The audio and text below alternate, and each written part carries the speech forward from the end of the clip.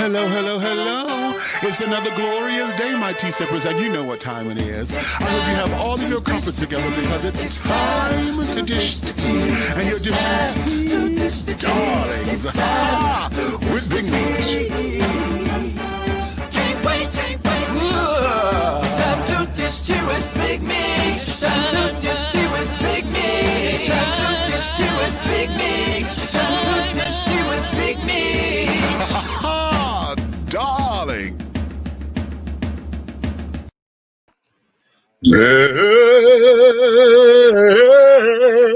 Hello, hello, hello, hello, hello, hello. Hello, hello, hello, hello, hello, hello, hello, hello, hello, hello, hello, hello, hello, hello, hello, hello.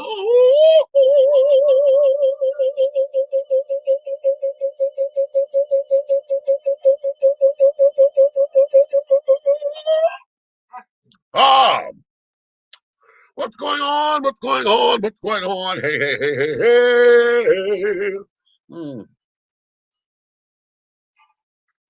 Oh, yeah. Oh, good evening to all of my tea sippers. Wait a minute. My crumpet dunkers, my tea brewers, my pot stirrers, and my tea leaf readers. Okay, what's happening, baby? It's another glorious day, my tea sippers. And I know you guys know what time it is, honey, because it's time. It's time to dish tea. And you are dishing tea, darlings. With Big Meat. What's going on, babies? What's going on? What's your tea? Oh, darling, it's been one of those days, honey. I have been sitting up here on this computer going back and forth between websites. I had to fix my website because we had to update the website, trying to get the commercial done, and the commercial is giving me problems with this one particular thing. So that there was that. Then I had to go upload pictures to another website for College Park and carrying on. Then I was fucking up the damn thing, child. I'm in there fucking up the shit. I'm like, oh, this ain't right. So I had to go and fix that. And then found out that my email address on my business email, which bigmeats@dishingtea.com is where I have most of my business stuff come from that's dealing with the radio show and this, that, and the other. I've been sending out invitations because I'm trying to get certain people to come on. I got some celebrities lined up to come on the live here to be on the television show. And sweethearts, I have found out today that they have blocked my emails from going out.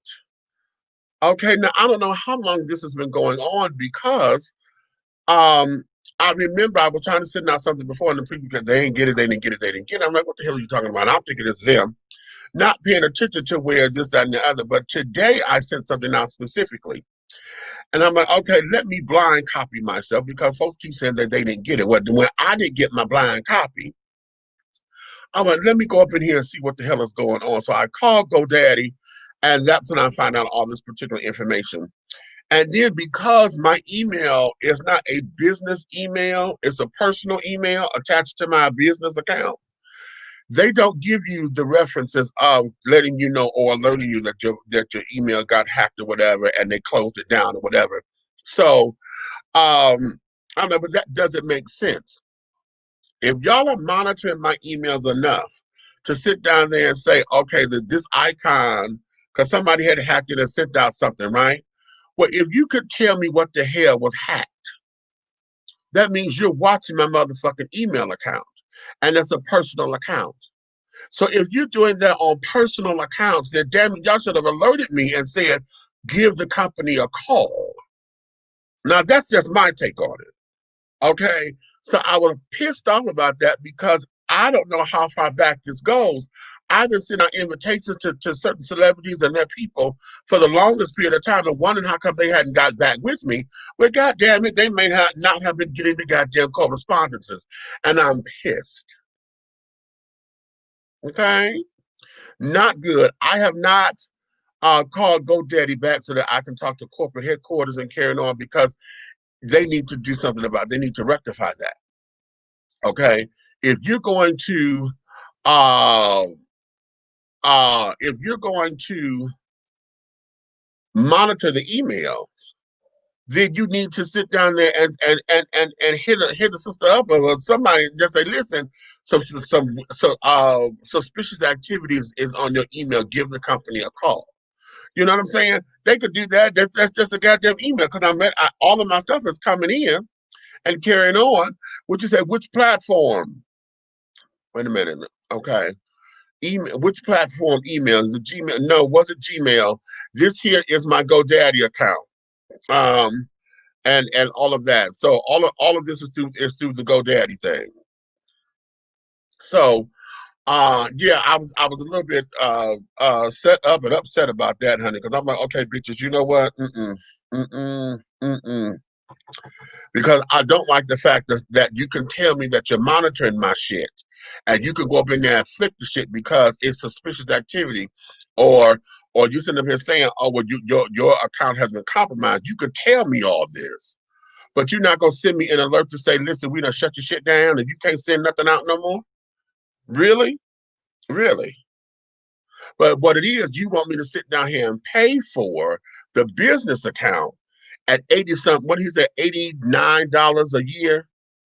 And now catch this, I didn't get that price because now they're trying to sell me on the 3-year thing. So he's like, well, that's 200 and some odd dollars. I'm like, bitch, wait a minute.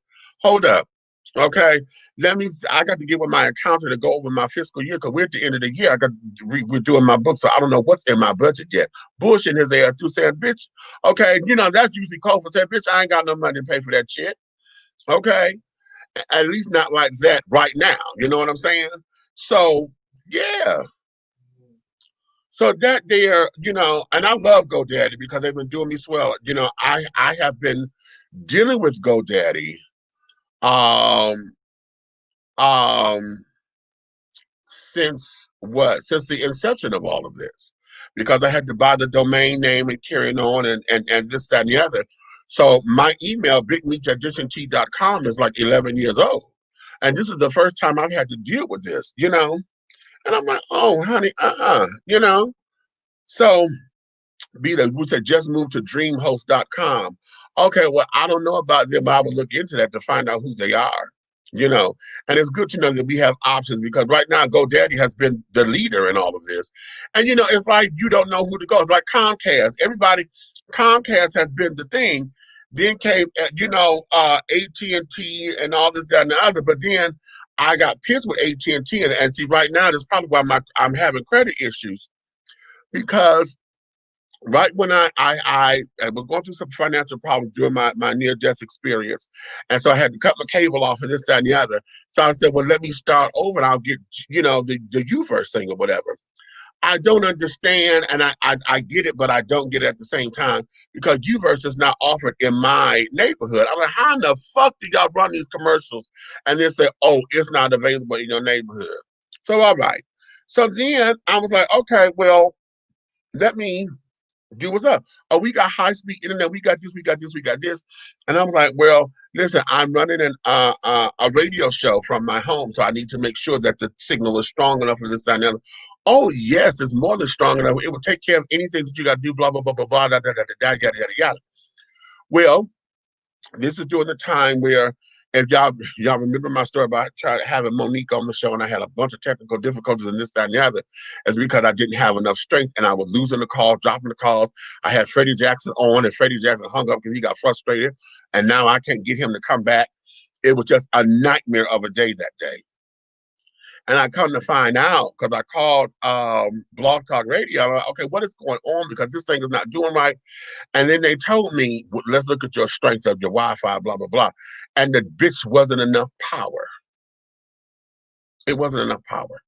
And I went to AT&T and I was like, listen, Y'all lied to me. Y'all told me that this was going to be enough power, and it's not. And I told y'all what I was doing from the beginning and blah, blah, blah, blah, blah. And basically, they told me, well, the sales agent, honey, was going to do it. The guy told me, he said, well, if you talk to the sales agents and stuff on the phone, oh, they're going to say what they need to say to get the sale. That's what the guy told me on the phone.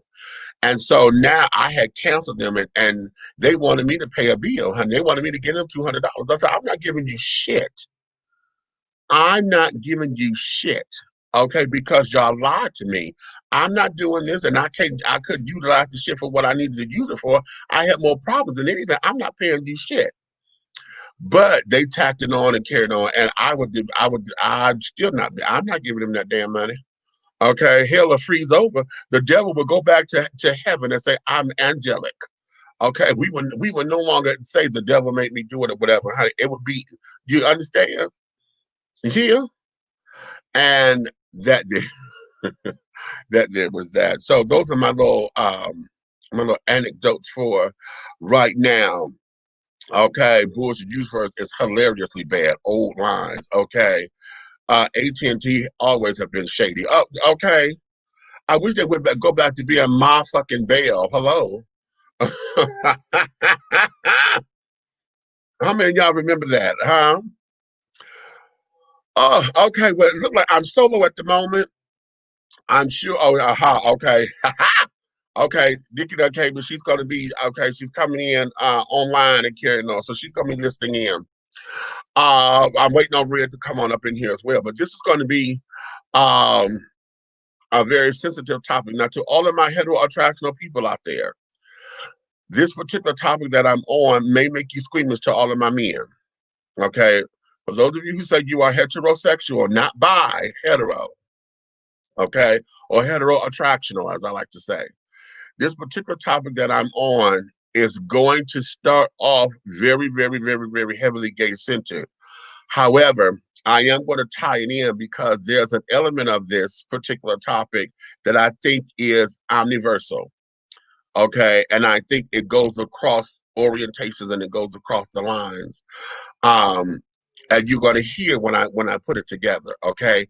However, I'm saying this disclaimer up here now because when I get to talking about dick and ass and top and bottoms and carrying on, I don't need you to be squeamish.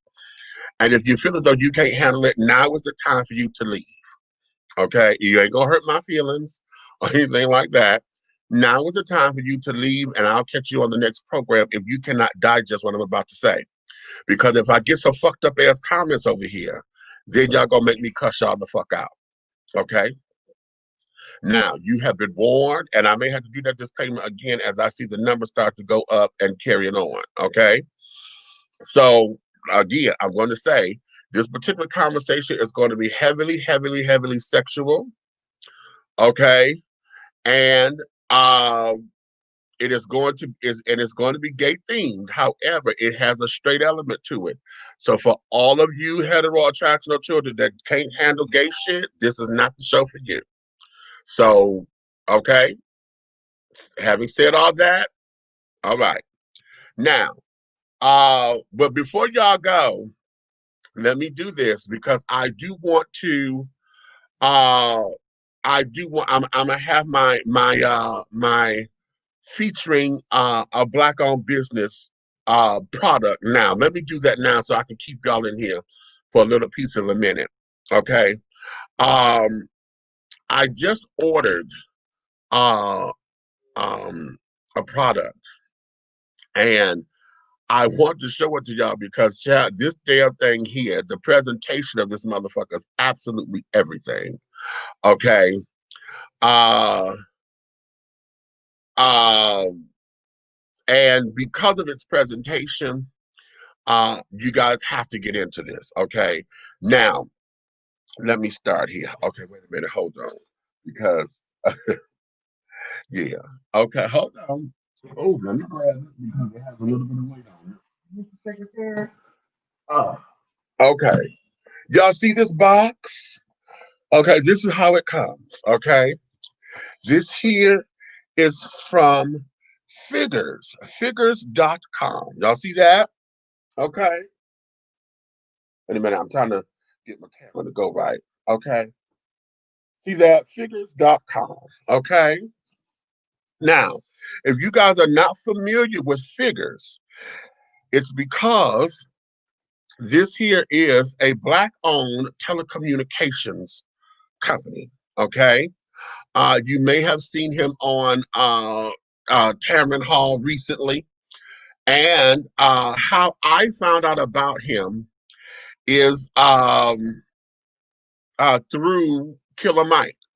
When Killer Mike had his little Netflix little 6-part thing about how, and the first day was him trying to maintain and buy Black. And this is how I found out about this particular phone company, because I never knew that was an African American who created and owned a cell phone and a cell phone company. Okay. So I had gotten into this. Now I had recently purchased the earbuds that they have, and the earbud, actually I like them. Well, what happened, I found out it was a user error, and I had to send, because I told them they wasn't working right and carrying on. They sent me another pair, so I had 2 pair, and then they wasn't working right. So I thought, and so then they sent me a 3rd pair. And I didn't want them to send me a 3rd pair. I was like, no, just refund my money. Well, um, uh, um, they sent me a 3rd pair. I end up taking the other 2 back and carrying on, so that, because I had to send those back, and I found out it was user error. I didn't do the thing right, because the little tape on it that you had to take off, and I thought I had took it all the way off, and I had not. There was user error, so boom. So what I ended up doing, because this goddamn monstrosity of a phone here, I love Samsung. Samsung has been my go-to phone. Okay, I usually buy Samsung products most of the time. I've had an LG phone, and I've had something else. I'm still through Metro PCS and carrying on, but this damn phone right here cost me $400 and some odd dollars, and I was on a payment plan, but it did not have the Gorilla screen like it was supposed to have, or whatever. And this is the Samsung Galaxy A50. Okay, this is the A50. Now, here's something that happened. Demetrius, in his old brilliant self, honey, my omnipotent intelligence, okay? I was always told that whenever Metro and all these particular people, when you get, they offer you the free phones. Oh, we got this phone here. You come here, get this phone, and blah, blah, blah, blah, blah. Or whenever they're doing the sale, okay? Uh, uh, he, um, they told me that those phones are usually becoming obsolete, okay? So at the time, it was the A20. I decided to go to Samsung directly, and this was the next one in line, the A50. So I said, "Oh, okay, then they're gonna migrate up to this. So let me just get this, unlocked, and I'll go and I'll open it." Well, because I did that, the warranties in carrying on were very limited, and because I did not buy the warranty from Samsung, when I dropped it, then this goddamn screen got to cracking and carrying on. They told me I had to pay $129 to replace this goddamn screen. Not when I just gave you $400 for this motherfucking phone. Okay. So I'm like, okay, fine. And I was dealing with it. But then she started cracking, and then I got some of the glass that started to it started coming out. It's coming apart, and the glass was lifting up. In fact, I had a couple of shards fall out when I was at work. And y'all heard me having problems with it. So I said, okay, fine. I ordered me a new phone. And I said, okay, what I'm gonna do, I've been playing around with this and playing around with this. And because it was Cyber Monday, Figures was offering a 50% off, okay, the coupon. So I said, well, this is my time to do it while I got a little bit of coin to do it, okay? So first off, it came in a beautiful, beautiful, all the packaging is black, but I took it off. So we did this. You get the little magazine, honey. This is his magazine. Freddie Figures is his name. F-I-G, yeah, the N word with an F. Okay, that's his real name. That's his real name. Okay. Uh, this here outlines all of his products. It tells his story and carried on how he became who he is. Okay. Now, and his story is amazing because he was adopted I think he was like 2 months old or so, very, very young when he was adopted into a family. Okay. And so out of that, his talent became computers and this, that, and the other. And he has just become this mogul, okay, and created this company. Well, darling, let me give y'all the tea. Okay. Now you got all this because it comes with all this old gorgeous packaging, okay? Gorgeous, gorgeous, gorgeous. Now, I can't stand these little things that they put on the back of their phones, to put their credit cards and stuff in here. I don't like those. Okay. Now it comes because this here is the ultimate kit that I bought. So it came with the figures earbuds. Okay. Now one of the things that I heard about his company, he said this is that when you use his earbuds with his phone, it had the ability to translate stuff into different languages and carrying on. So like if you're traveling internationally and carrying on, it can translate. And they do stay in the ear, okay? They slip here and there, but they're not like most earbuds. You know how you got to keep constantly readjusting?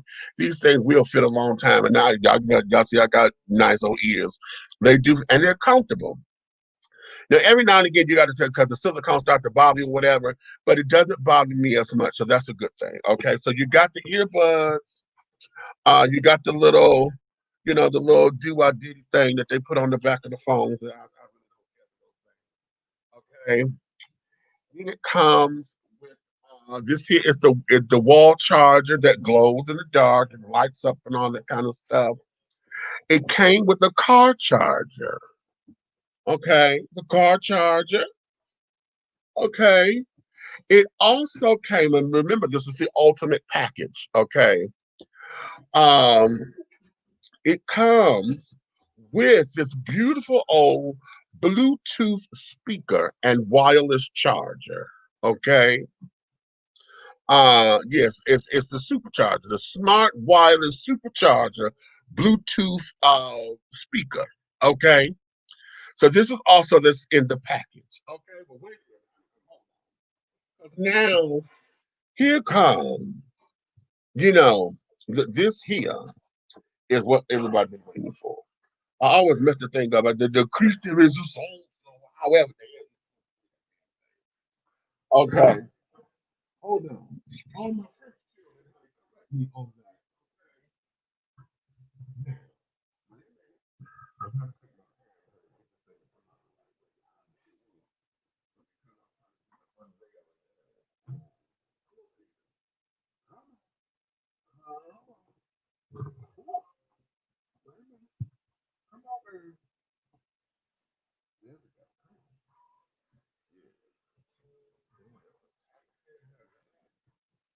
Okay. Now you see this box. Oh, wait a minute. It's upside down. You see that?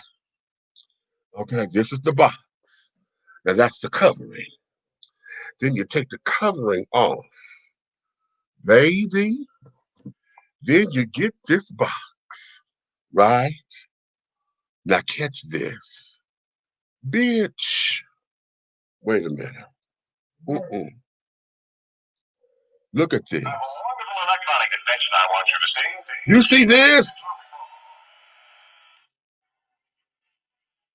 This motherfucker introduces his phone with a video presentation of the goddamn phone in the box. You see this shit? I gagged. You see this? Oh, bitches. Now, catch it. Okay? Now, this here is the phone. Okay? That's the phone covered in plastic. Okay? Now, wait. Wait. You see the inside? Now, he done packaged everything deliciously. Okay? This blue box, wait a minute, because, okay, you see they got tabs, so you can pull the tabs and let the box come out a little easily.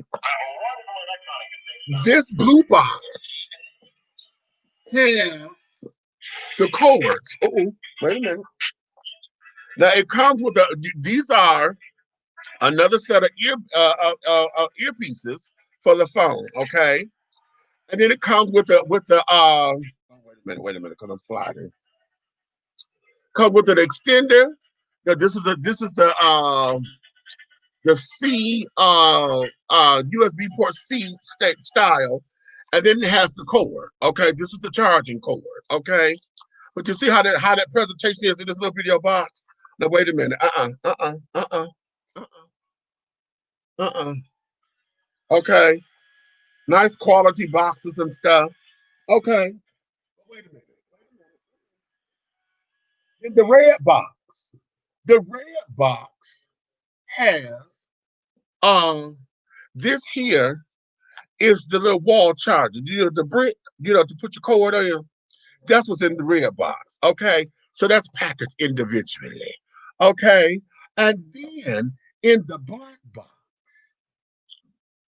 box that's in the container is nothing simple, but it comes with the silicone protector, okay, for the phone. And then a couple of stickers and the warranty certificates and carrying on. But this is how he packaged this particular phone. Okay. This is how it comes to you when you order from Figures. Okay. Now, I have a wonderful. Oh, I'm telling you, I'm having such a gay old time with this. It's ridiculous. Okay. Now, here's the tea. I got the phone unlocked. I mean, globally unlocked and carried on, so I could take it to Metro because right now I'm still with Metro. But Figures does have his own system to where he has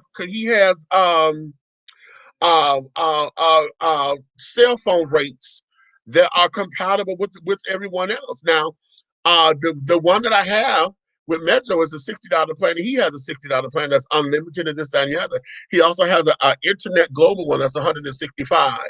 Okay. But the plan he got a senior citizen plan for $15 a month and carrying on. So this particular brand, honey, I have not hooked my phone up yet because I got to take it down to Metro and carrying on. But let me show y'all the phone. If y'all want to see the phone, I'm sure you want to see the phone. Okay.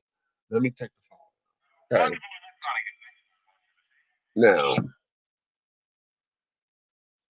this is the phone. Okay. This is the phone. Okay, it's an F3. This is his brand. This is the only phone that he has, okay, in his collection and carrying on right now. All right. He designed it. He put it all together. All of the components and everything. He designed this and all of that. Patented it and all of that. So this here is this is his phone. And yes, it is 5G capable. Okay. So the sleek design, now look at it, honey, because it's, wait a minute, hold on. Let me take this thing out this little case. Okay. So y'all can see the difference. Or at least see how, okay, now this is the Samsung phone. Okay. This is my current phone. Okay. This is my current phone. This here is the FG. Now, this is a little heavier than the Samsung. It's got a little bit more weight to it, which is I like. That's something that I like to let me know that I got a phone in my hand and carrying on. But look at it side by side. Okay. See? Mm-hmm.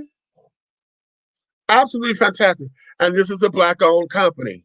Black-owned. Black-owned. And he's the creator. He created this. It's more than just saying I'm black owned because put your name on something. I'm not saying that's what Ray J and them did because Ray J got the earbuds and carrying on. I'm not saying that with Dr. Dre and the beats are carrying on because I don't know because I haven't studied it. I don't know if that is completely black owned or if they just put their name on it and carrying on to do whatever and create a business. I'm not knocking the hustle. I'm stressing the fact that He created this because when you understand his story and get into who he is, you will understand he is a scientific genius, and he created this. Now, like I said, I did not go with his cellular plans because T-Mobile was paid up to the end of the year, Chad. So I wanted to see what's going on first. Uh, uh, take this in, but I am considering transferring my number because you can transfer your number over into his particular system. Now, that there was that. Now, for those of y'all who are wondering what I paid for this, because I know everybody like, okay, bitch, okay, you did all this. How much? How much was it, girl? Okay. Um, this particular system, because this is the ultimate, it goes for $499. Okay. I also got the warranty, of course. I got the lifetime warranty, which is another $120. But because I got it during Cyber Monday, what was supposed to be 600 and some change, I got it at 50% off. So I paid like $370 for this. Okay, for all of this entire kit. Okay, and that's including the warranty. I mean the protection plan. So that there's that. Okay, somebody said, what system is he under? He's under his own system, cuz this is my cousin, y'all. He's under his own system. He does his own thing, honey. Figures does his own thing. Now, what that is saying is I don't know what towers that he's using because, of course, if he has his own thing, he's got to be partnering with somebody for the towers. But that there, I'm not exactly sure. But the company and everything is his. Everything is his. Okay, everything is his. So to find out more about him is up here, Freddie Figures, figures.com. Yes, that's his real name. That is his real name. Okay. Yes, niggas with an F, honey. For those of y'all who ain't got it. Yes, we are saying figures. Yes, we are. Okay, figures.com. The code, I don't know how long the code is, but if you're interested, the code, wait a minute, I'm gonna make it a banner. Okay. Banners. The code was figures dot wait a minute. www.figgs.com, and then the code was cyber 2020. Okay, that was the code, and with that code, you could get 50% off. Okay. Now this here is the ultimate package here. If you just want the telephone, because there's a smaller package that's $399.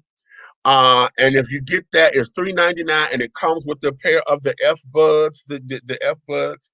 It's $399 and carrying on, and then of course when you get the if you use the code, if it's still active, okay. Yeah. Otis said, can we still get the cyber price? I'm not sure, baby.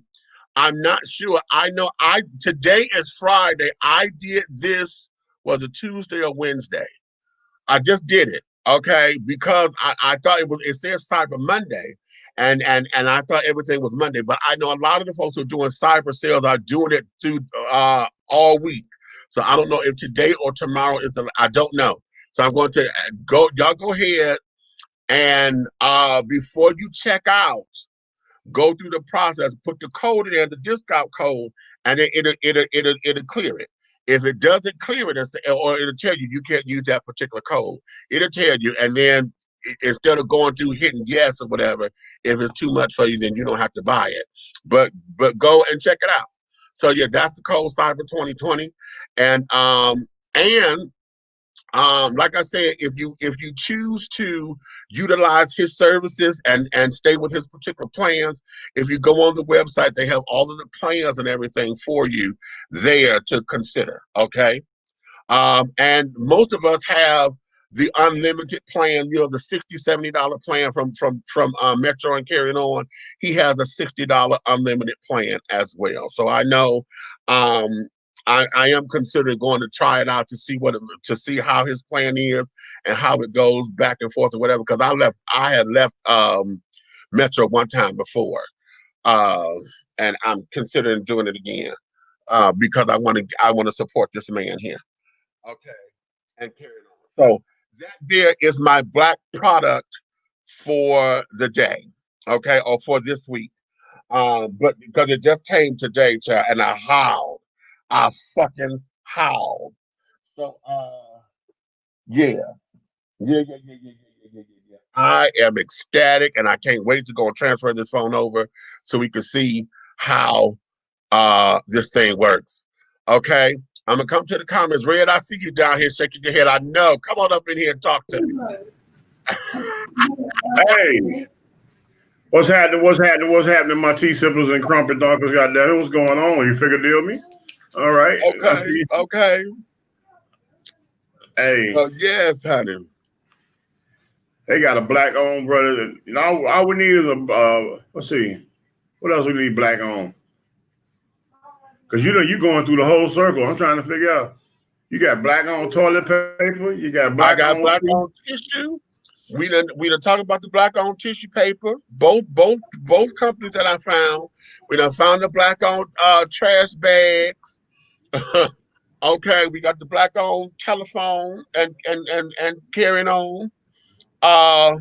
We got the black on shoe company. I did the shoes and stuff. Okay.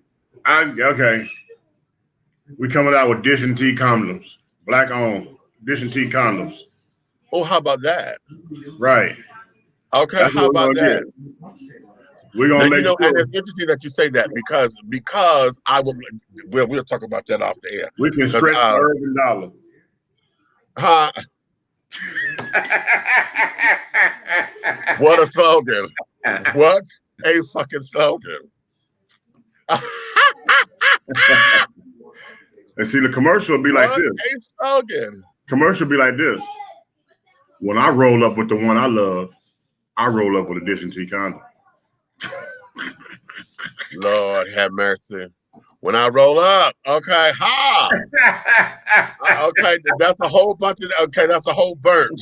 That's a whole bunch.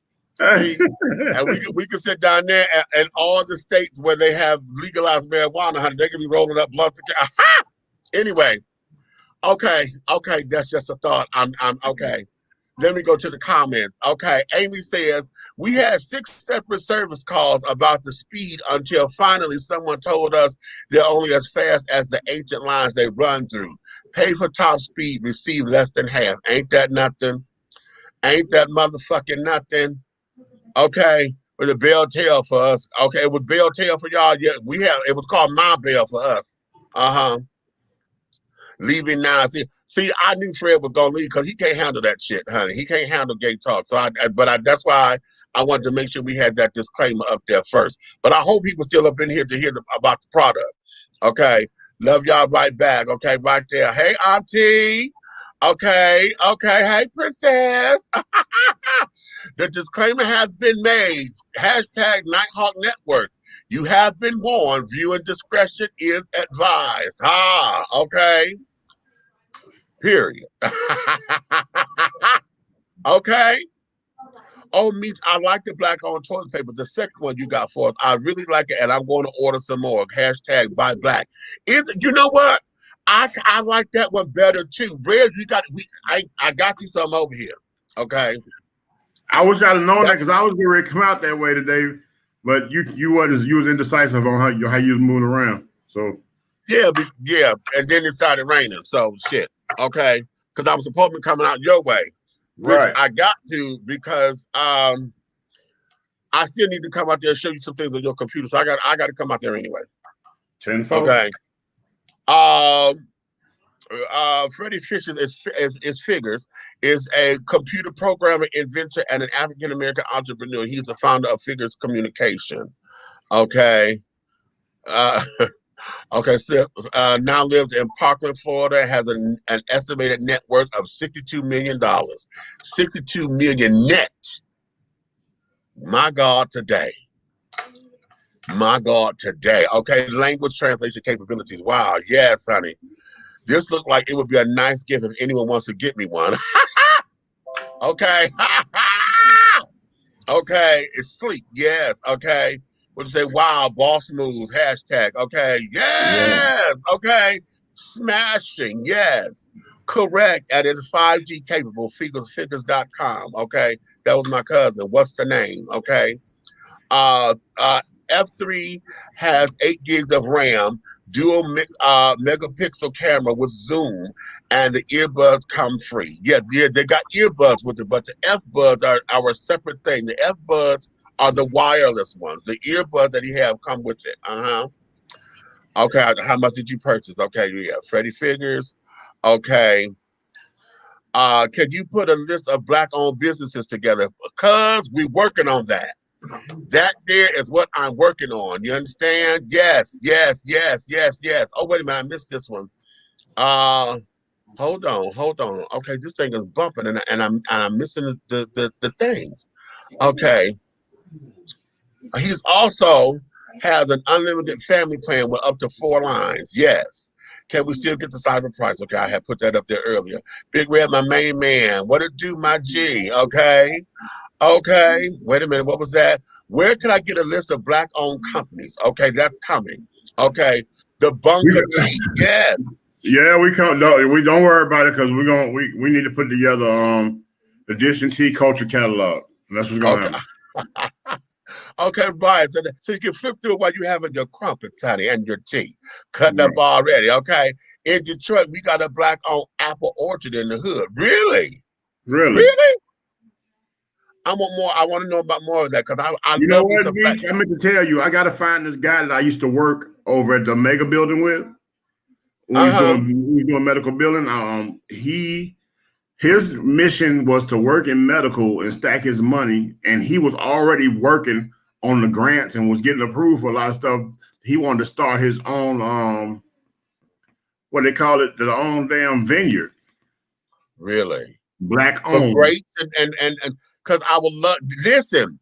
I tell y'all I'm gonna play the commercial later, but all of the businesses in the commercial, the advertising commercial, those are all black-owned products. In that, every product in there is a black-owned product. So all the wines and stuff, yes, I'm looking. Anybody who has a bar, particularly if you are black-owned, there is no reason why your liquor should not have all of the black-owned liquors because you have a multitude of liquors that you're selling from. You have a multitude of wines. And here in Georgia, here in Atlanta specifically, we have like 3 black-owned beer companies. Right. Nate, what was the name Okay. of the liquor? Um, DEI, but the red bottle. Castel Vodka, all black. really, okay. It comes in a And then big, from Detroit, y'all. the bottle so pretty is all red, bro. It is gorgeous. Ooh, Yeah, the bottle. okay. Those of y'all who are from Detroit, y'all do know that Isaiah Thomas has his own brand of champagne. Yeah, true. Okay, and carrying on. So, yeah, and which I want to taste and carry on. I said, yeah, they got a website. Who? Okay. They were talking about the apple orchard. Okay. Uh, You're really showing out. New car, new phone, trip to Detroit. Hell, what's next? The world, baby. The world, honey. You know, I'm going global, honey. I got to go intergalactic, bitch. If Lieutenant Uhura can do it, I can too. Shit. Hey, you tell Chi-Town we going to Dubai. Dish and T beats Dubai. Okay. Oh, how about that? That's on the real. Okay, that there's on the real. Okay. That's good. Thanks, Nick. Go to WeBuyBlack.com. Now, you know what? That there, cuz, and everybody who's looking for a black-owned business, that's a good place to start. We Yep. Buy Black is concentrating all of their businesses there are black-owned companies and carrying on. In fact, in order to be listed, you have to be black-owned, and they prefer black-owned and operated. Okay. As a matter of fact, I'm looking to get the guy who put that website, and he's here in Atlanta. They're here. The headquarters for We Buy Black is here in Atlanta. Okay. So yeah. Now I'm going to be talking about the black-owned laundry detergent and the underwear on the next go-round because they are father and son, and I thought that was absolutely hysterical. Okay, hysterical that they done that. It's like Scott. Yes, it is the tissue paper. Yeah. Okay. I'm still waiting to come out of the bag any day on this black-owned show.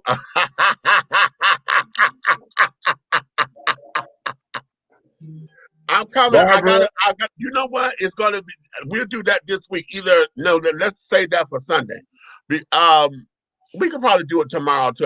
Let me flip a coin because tomorrow I may have to pull out my cards, and it's something my spirit just say pull out my cards because somebody is toward the end of the year, so we got to get ready for that. And I don't know why, but that was just in my spirit to do. So okay. Okay. If they ship, I'll get some. Okay. Right. Oh, wait a minute. See, here goes this bitch going again. Y'all heard that? She said, I got this on the web. Okay.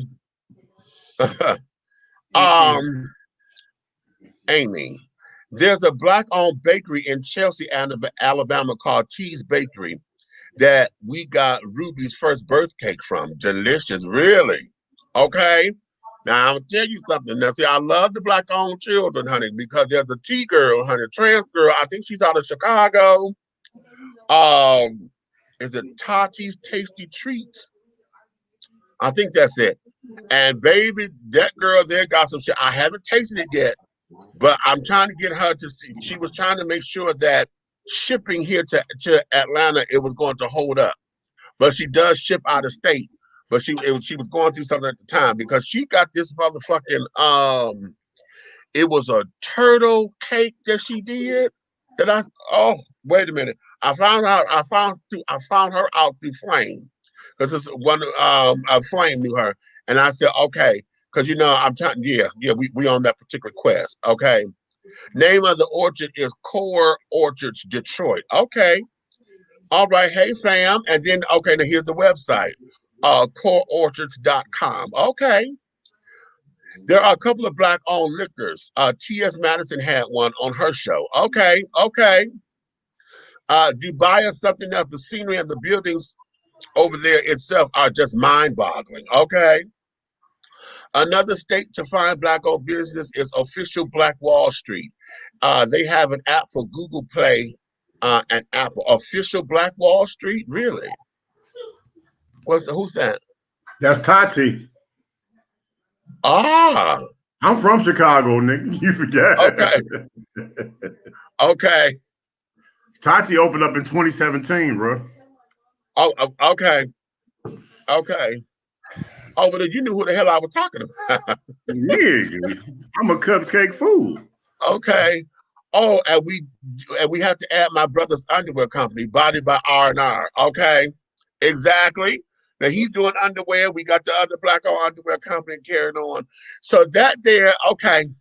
So I got through the comments and carrying on. So that there, that's our black-owned product for the day, child. I'm telling y'all, I'm very excited about this. The presentation is absolutely fantastic. Man, that's awesome. That box is awesome. Okay. Oh, listen. Okay, the box is sickening. This motherfucking box is absolutely sickening. Okay, I have to level him out with Mr. Ford with the glasses. It's like if you got the phone, you need to have the glasses. It was like, see there. Do you see where this is going? Right. Do you see where this is going? Right. You see there. Okay. Listen. Hey, wait a minute. I'm gonna give you this last one that you can go ahead and jump ship. But there is remember how FUBU started in the prison system? The guys was in jail and they created the FUBU company.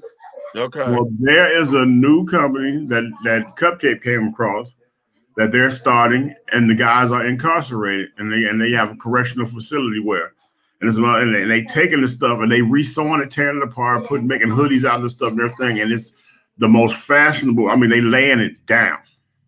Really? They starting a whole clothing company and clothing line from inside. Really? Oh, now shit. Now see, I'm tipped. I need to see. Y'all send me a link so I can see what the hell they doing. Right. Okay. I need to see what this is looking like. Hey, research department, find a link to that clothing company. Okay. Hello, darling. Hey, JoJo. Okay. JoJo Dancer, your life is calling. What's up, baby? Hi. Okay. Okay. Now, okay. Since I said a movie title, this is going to be your homework or your fun time that we're going to do in between this. And y'all see, I'm trying to stay light right now because when we get into this topic, it's going to be heavy, and I know this is going to take up the show. But in the meantime, in between time, hey Charles, how you doing, sweetheart? Um, Here is something that I want you guys to do, and I have a little fun with. Okay. The first part of it is I want you to start naming some of your favorite all black cast movies. I don't care what genre, I don't care what time span. Name your all time or some of your favorite all black cast movies. Okay. Or if they had a strong presence. This is okay. If there was a character in there that was just, and then start quoting some of the lines, okay? Because see, when I need to get heavy, I'm gonna come up in here and I'm gonna start doing a couple of these lines of stuff. I know now, y'all know already. I'm gonna do my Vera Walker, okay? Y'all know I'm coming with Vera Walker, so just be ready. So we want to do that, and then while you're thinking about that, think about movies that you think could be remade with an all black cast. Okay, name a movie that you think would be fabulous with an all black cast. I'm gonna Gone with the start. wind. Huh? Gone with the What's that? wind. Go with the wind? Ha. I'm gonna start and I'm going to say the bad motherfucking seat. The Okay. original, honey, with Miss Rhoda. Mm-hmm. Give me back my shoes, Leroy. Listen. Okay. That movie, and I want to see Auntie Mame done as an all black cast.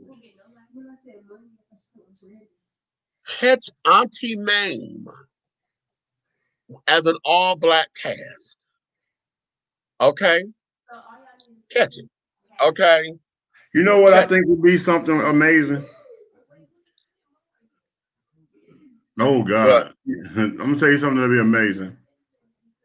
If you take something like E.T. and redo it in all black cast. how about that? Okay. Okay. Let's get science fiction. You know what I'm saying? You know what I'm saying? Could you imagine that? Okay. Okay.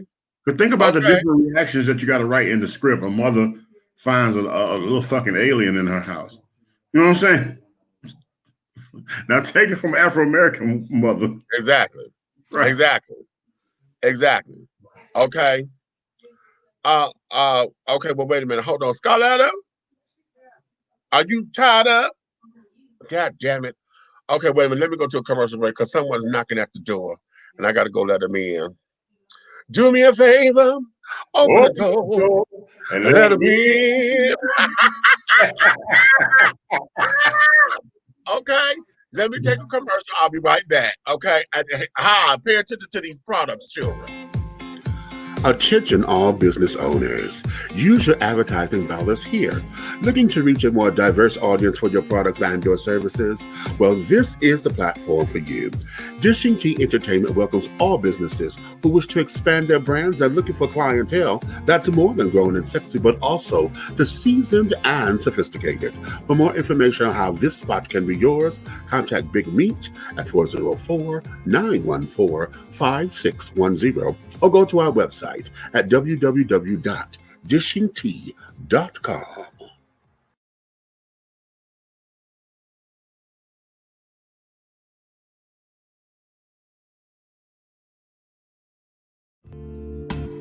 Be bold, be unique, be the tea.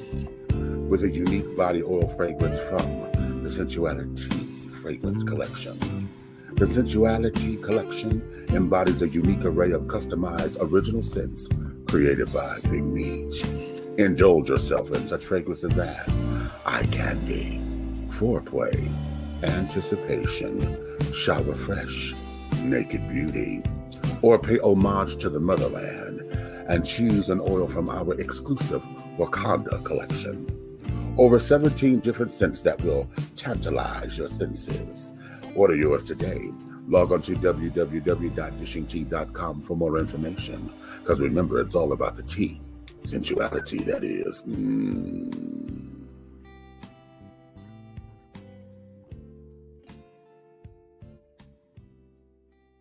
Have you tried Big Rob popcorn? It's a wonderful anytime snack that everyone will love. Available in 3 flavors. Grown and Sexy, which is the perfect mix of cheddar, cheese, and caramel. Sugar Shack, a fruitful flavored mix of watermelon and apple. So delicious and good. How about spicy butter and white cheddar? Everyone loves it. That's why it's called good. All Big Rob snacks are manufactured in a FDA-approved facility and flash sealed for freshness, safety, and worldwide delivery. To order, call or text 937-367-8650. That's 937-367-8650. Or contact Big Rob via Instagram at Hey Big Rob. As the holidays approach, take advantage of the holiday special. Purchase more than 2 bags and receive a free CD. Call or text 937-367-8650 to place your order now. Big Rob popcorn, the perfect snack that you will love. It's so delicious. It's your girl, Wendy Williams, on the mic. I am here to stay.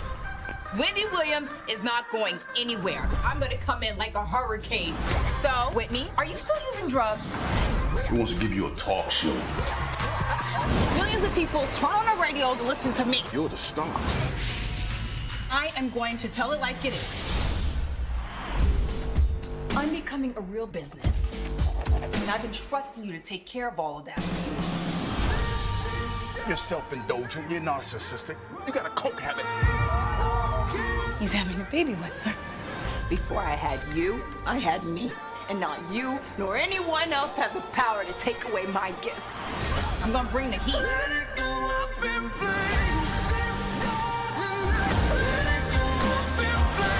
I will turn this city out. A Lifetime original movie, Wendy Williams, premieres Saturday, January 30th at 8, only on Lifetime.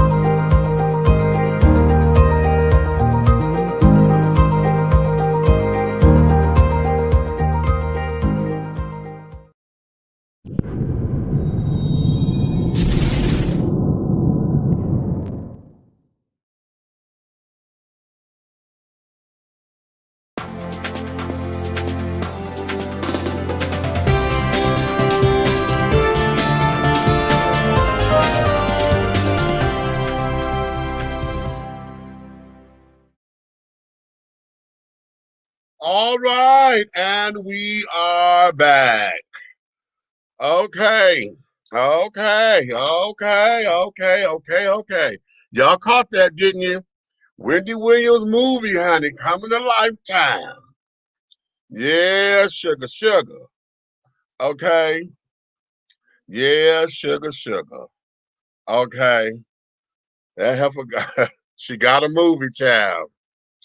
They did a movie all her life. And I don't half watch her show much anymore. But I went on YouTube and I saw that she had debuted the trailer on her show.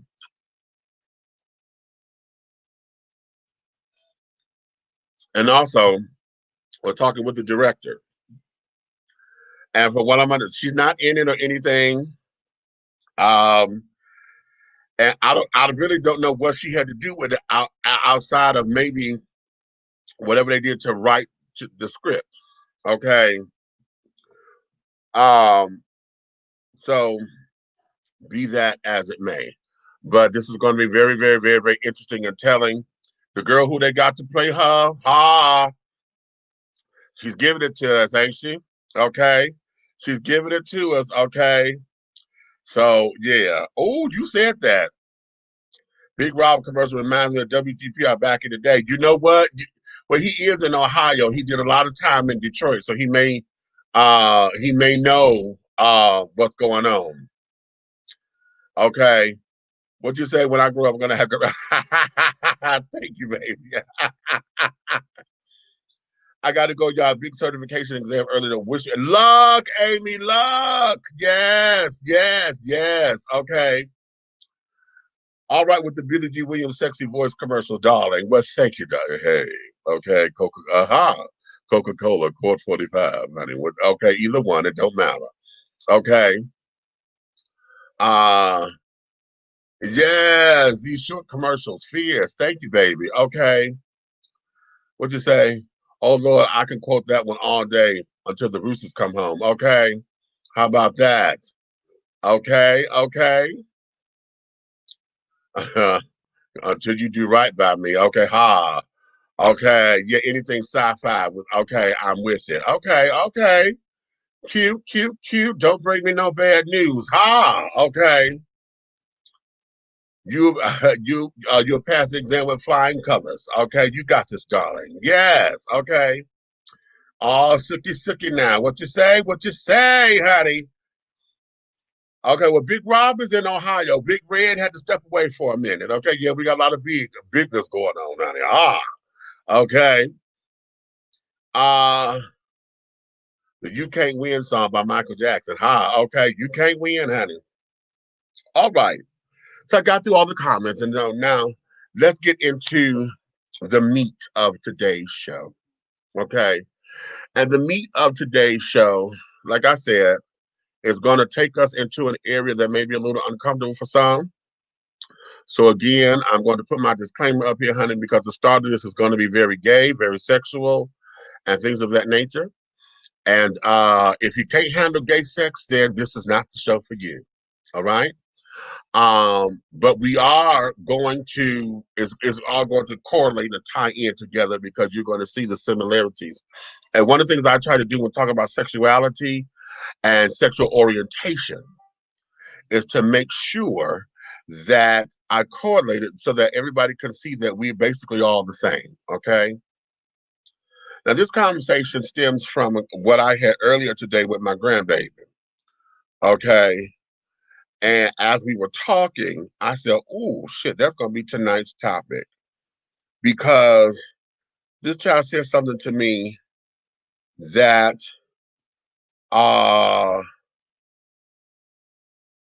took me in for a loop. Okay. And that there is, when it comes down to really being intimate, really understanding what sex is, okay? Understanding the dynamics of sex, understanding that most folks don't believe sex is sex unless you're being penetrated, okay? Um, um, and when it comes down to the alphabet children, particularly men, uh-huh, uh,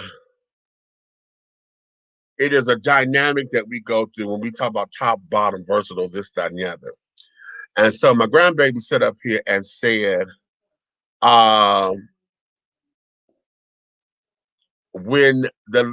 basically I'm a versatile top. And if I'm in a relationship, I prefer where I'm in a relationship with a versatile bottom because I can handle every now and again that he may want to penetrate me. Okay. But for the most part, I would rather be the one doing the penetrating. Okay. Because my ass is very sacred to me. I just don't give that away to just any and everybody. He said, now, dick, I could slang anywhere. Dick, I could slang dick in anywhere, and I don't care about all that. I mean, I care, but I don't care. Then he said, but my ass, that's a little different because it's sacred. And then I had an epiphany because one of the things that I do know, and ladies, I need y'all to chime in on this. One of the things that I do know is that those who are on the receiving end, whether you're male or female, you are there to receive all that the men bring in. Okay. And you are there, as a receptor, basically. Not necessarily, and when you do, there's a transfer of energy, and this is why I miss the days where women used to choose the men. They sit up there, and it was an honor for a woman to tell a man she wanted to be the mother of his children. It was an honor in that because she saw him as being someone whose line needed to be to prop, whose line and who needed kids to have his name, make a difference in the world and carry on. And we've lost a lot of that. But when it comes down to the alphabet children, since we can't have babies or whatever, one of the things that happens is bottoms usually become a little bit more emotional because they're receiving from the dude. You understand? And so because they get caught up, and then they become a little bit more vulnerable than what most folks think men should be.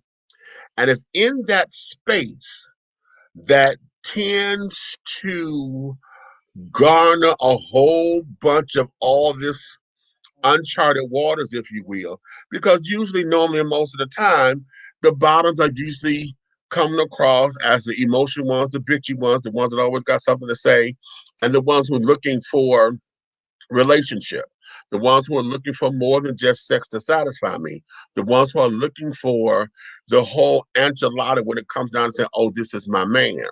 You understand? Ladies, I know you do because it's basically the same shit. But what happens is when a man sits up there and gives himself to another man, okay, and then the man treat him like shit, dirt, disregard him, and this, that, and the other, then there's a bitterness that is created. Women, you don't necessarily have that bitterness because women are taught that a man is going to be a man.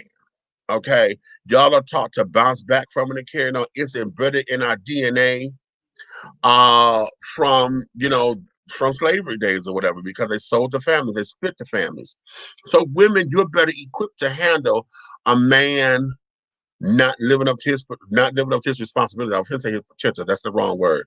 Not living up to his responsibilities, because if he travels or does this and another, then it becomes the whole idea that, oh, a man gonna be a man. Okay. And then women, and I hated this during the 70s. I couldn't stand when women would say, well, having a piece of man is better than having no man at all. But I'm like, bitch, what piece did you got? Do you got the asshole in, or do you got something else? Because if all you got is dick, honey, then hell, that's community property. That's a piece of trade. And there's what the alphabet children see. We deal with trade. And that's what the trade is, community dick, baby. Community dick. It's a trade-off. You give me dick and you go over here. You know what I'm saying? Trade is community dick. Okay? That's what trade is. Okay? And the thing of it is that oftentimes you will hear gay children say that, oh, honey, I'm going out to trade. It's lovely this evening. The trade. Oh, the trade is sickening this evening. Honey, but the trade is just that. You trying to have the trade, they trying to have the trade, they trying to have the trade, and all of y'all done had the same trade, and then y'all bitches sitting up here fighting over trade. Okay? And trade does say fuck to both of y'all and went over there to your other sister. Okay, and then this bitch comes sitting up there. Okay, now let me tell y'all something. For those of y'all who watch Pose, did y'all watch Pose in that episode where Blanca thought she had the dude, honey. The dude was coming on to her and shit. And this, that, and the other. Blanca just knew she had a dude. And then all the other girls were like, oh, bitch, that's Charles or whatever name was. Oh, honey, yes. Oh, he loves the girls, bitch. Okay. And Blanca was like, bitch, wait a minute, honey. He just gave me the deal, bitch. He just out there, oh, bitch, he all into a girl and shit, okay? I'm looking cute, and he just said the right shit and carrying on. But then all the girls pulled the coattail to that T. Oh, honey, that's a panty sniffer. Okay.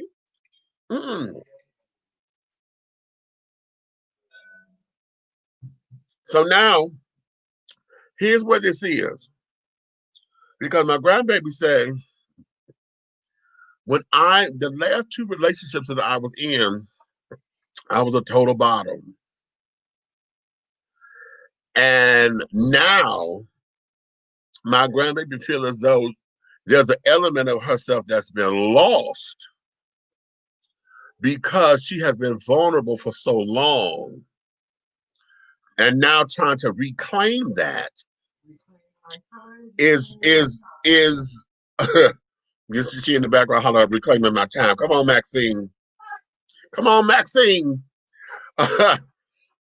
You know, now it's like, okay, the whole essence of damn, okay, and it becomes deeper than what the surface is.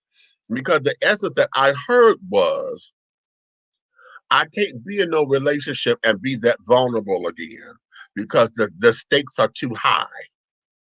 It cost me too much because it had me in a space that I did not know myself, or I was acting out of character. And I think that's the big one, acting out of character.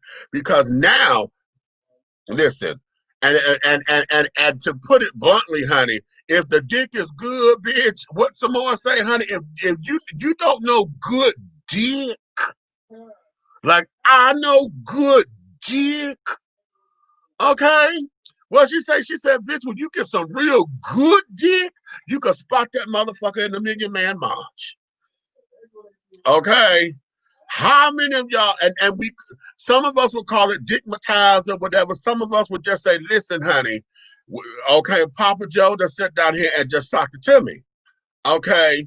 And sometimes I like to call it that in instances like that, those children introduce you to yourself because they take you into places that you never thought that you could reach. Okay. And oftentimes those things are spiritual. There's a spiritual connection there. But what happens is that you get caught up in your spirit because it's like, oh my God, and they get caught up in the activity and don't give two cents less than a damn about what else is going on. You understand? Now, straight children, let me talk to my straight men for a minute. Here is where there's the similarity comes into play. Because straight men, how many of you have had women come up to you and they want you to be they want you to be this, and this, but yet at the same time, they really want you. They want somebody to be in touch with their softer side. They want somebody who knows how to put lotion on their hands. They don't want your hands real rugged and carrying on when you're touching them. They want you to be able to understand how they feel and it's okay to cry at a movie and to talk and to be a little bit that way. They want the softer side because they already know what the hardness is. But what happens when you show that side? A woman who abuses that, she run all over you, okay? She take your vulnerability and then she put you on Front Street. She talk about you like a dog to her girlfriends, okay? And that's a bitch who don't give a fuck about you. She'll sit down there, say she wants you to be lovely and soft and this, that, and the other, and cater to her needs and shit.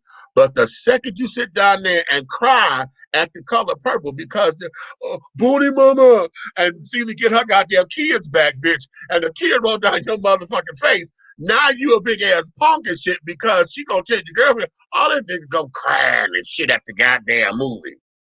What man go cry at the color purple? Bitch, that touched me. Okay, how come it couldn't touch me the way that it touched you? We cried together. Ain't that what the OJ said? We cried together, and then we made love. Come on. Mm. Woo. Okay. Okay, let me go to the comments. I'm gonna start here because Charles put this up here a while ago before I started talking, and I want to answer. Yes, baby, I do like the Power Rangers, believe it or not. Okay. Do you have all of their movies? Okay. Uh what we got here? This is an interesting subject for the heterosexual person like myself because we often have preconceived notions about how same-sex relationships go. I myself assume that most relationships with both ways, top and bottom. That's a good point.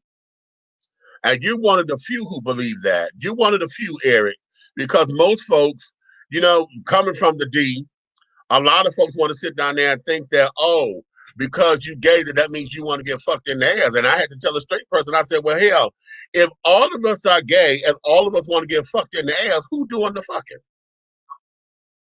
And that there was a concept that fucked his head up. If you had seen his face, I was working at Uptown Bookstore. You know the sex shop up there on 6 Mile and Woodward.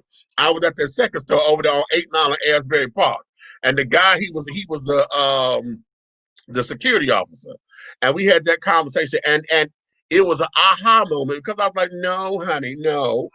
And he couldn't grab that. He just could not grab it because what he had in his mind were all the snap queens and the feminine children.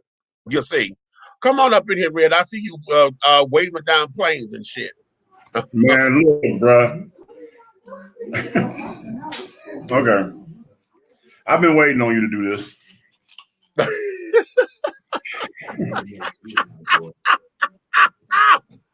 Okay. Look, Eric, first things first. If you're going to be an ally of the alphabet children, the last thing that need to cross your mind is what goes on in their bedroom. Ooh. Well, I look at it like this. Top or bottom, they still have the same issues of who's carrying the masculine doggone flag and who's carrying the femme flag when it comes to doggone woman on woman or male on male. And the same thing. If let's talk about bottoms. All right. Ah. Yeah, literally, we're gonna talk about bottoms. Let's do it. Just like that is the most sacred place of all. Hey, Scott, what's going on? This is the most sacred place of a woman because they'll give you hell before they give you tail. You know what I'm saying? You can get all the pussy in the world. Wait a minute. Oh, wait a minute. That's a banner. Hold on. They would give you hell before they give you tail. Wait a minute. That's a banner. Let me put it up here on the banner. Because sometimes you could ruin a whole damn relationship by asking for the booty hole.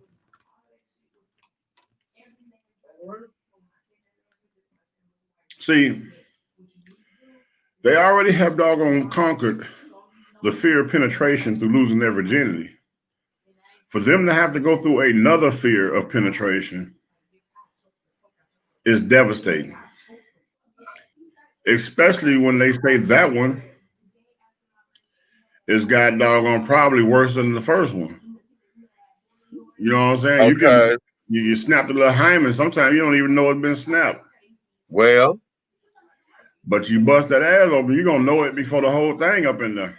Well. Besides, I had one of my best female friends tell me once you get past the head, the rest is easy. Well, and she's right, but okay. But at the same time, it is a fight. It is also a major emotional motherfucking wall that a woman holds dear to whoever she allows to doggone do that. Right. Right. And if you think that you are finna doggone take off and leave that woman after you have motherfucking went through every tunnel of her motherfucking body, you got another goddamn thing coming. Okay. Because that's when Jasmine comes out and she's going to bust the windows out your car. Ooh. Yeah. They not busting windows out your car just because the dick was good. No, because they allowed you to go down to motherfucking sacred lane. If you done bust the asshole or they done swallowed the cum. Well, something on another plateau that made it go from physical to more emotional. Okay. And it's no different from a man playing bottom. If he allows you in that realm of his life, then his expectations of you have just went up through the roof. Hello. This is that part where we say there's not much difference between a homosexual relationship rules and regulations or a heterosexual relationship rules and regulations. Right. At the same time, you're fucking with somebody's heart and sucking somebody's feeling, and you're fucking with somebody's physicalities. Right. The nuances that become different is the fact that, like I said earlier, women, let me say females are taught and they are geared to accept the fact that men will be men. Okay. And so they are geared to accept a man and his not philander, but his damn hoish ways and carried on. They are willing to go through it, even though they want to blame the other woman a lot of times. Oftentimes they expect it in some regard. This is why we always have the conversations of why do men cheat and carry on. And usually that subject comes up all the time from people who are looking for relationships from quality men, but all their actions are saying, bitch, you ain't relationship oriented. And then you're attracted to these damn no good motherfuckers to begin with who you met them hoeing. Another thing too, all right? Stop selling men 5-star restaurant motherfucking goddamn dreams if you a fucking buffet.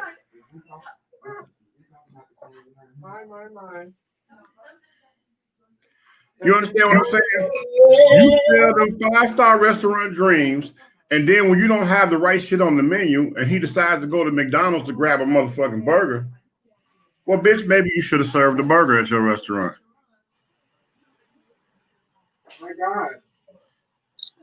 Trying to be impressive, honey. That fake it till you make it bullshit, honey. Listen. If you pay attention to a man, honey, he gonna tell you everything you need to motherfucking know. All you gotta do is pay attention. Stop assuming. Okay, stop. Rewind and say that shit again. Start and say it again. Okay. If you pay attention to a man, honey, he gonna tell you everything you need to know about him. Stop assuming and pay attention. Listen, my brother said this to me, God rest his soul. He was so motherfucking basic. I didn't believe. I was like, child, we come from the same household. How in the hell are you this damn basic? Okay. But this was my brother. Okay. And he said to me, and he told this to his wife, listen, all I need for you to do is to take care of my kids, clean this house. You sit down here and listen to me when I talk, and fuck me. If you do that on a consistent basis, we have no issue.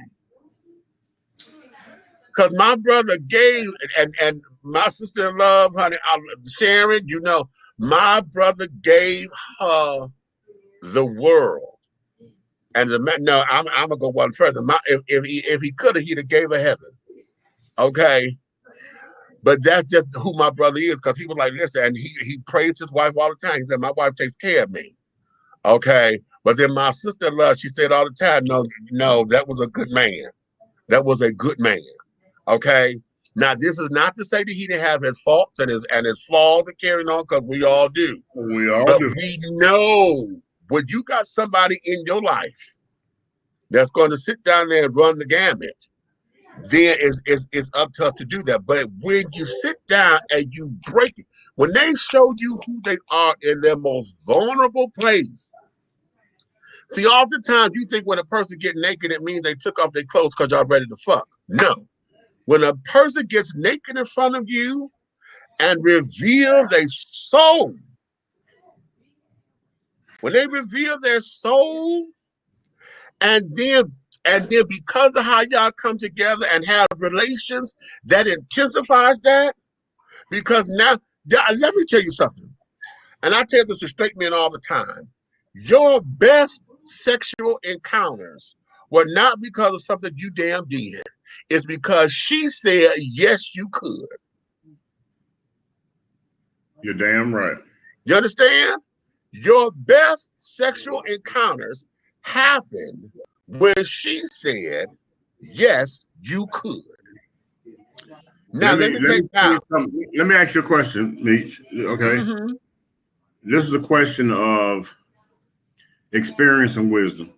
Right. And I wanted to see if you experienced this. Okay. Most of the time, the intimate sessions of total intimacy is like when you say the revealance of your soul and the total stripping of your clothes, right? Right. Most of the time, it's in a dark place or a low light situation. Right. Have you ever been in a doggone moment of intimacy where the whole fucking room lights up, like it was like glowing, like the moonlight was in there? Oh, let me tell you the honest to God truth. Finish your statement, because yeah. I thought that I was tripping. It was dead ass black in that room. And when that penetration came, a light came around us. It wasn't nothing else, and every inch of your body became a master fucking spot of endorphins and motherfucking goddamn erogenous motherfucking zones all over. Motherfucker could have licked the cuticle on your fingers and you bust a fucking nut. That's how about that? Crazy. But when you find that, you need to respect that. Okay. Because the room ain't just lit up for you. It's lit up for the both of y'all. I'm gonna tell you something and see again. Here we go. Oh, here we go. I'm gonna tell y'all my business. Okay. I'm gonna tell y'all my motherfucking business. Tell it like it's I is, Big Meech. Tell it like it's I is. I was same damn bookstore I was just talking about. I was working at the adult bookstore. Now, just previous to that, I had gotten robbed. Okay. And it took me through a loop or whatever. And so this one particular Sunday evening rather, I had just closed the bookstore. I'm walking down 8 Mile because I didn't want to, I wanted to get to the bus stop, but I had to go down to Greenfield. So I got to Greenfield and there were seats there so I could sit down and carry on. Well, I did not know that this guy was following me because 8 Mile is a regular thoroughfare, so it's heavy. It has a lot of heavy traffic. And I didn't realize that he was following me. And he pulls up to the bus stop. He said, "Hey, how you doing?" I said, "Hey, what's going on?" And he said, "You all right?" And just in his tone, I knew where this was going. Okay. And I said, "Yeah, I'm fine. Thank you." He said, "Where are you trying to get to?" I said, "Well, I'm trying to go home. Are you trying to hustle for some gas money? Because I'm going too far. And I'd rather sit here just with my little $1.25. He said, "No, I'm not dealing with that." He said, "I don't need no gas right now, but I just happened to see you walking, and I've been following you for a little minute, and I see you came down here." I said, "You been following me?" He said, "Yeah, because I'm liking what I'm seeing." And I said, "Oh, really?"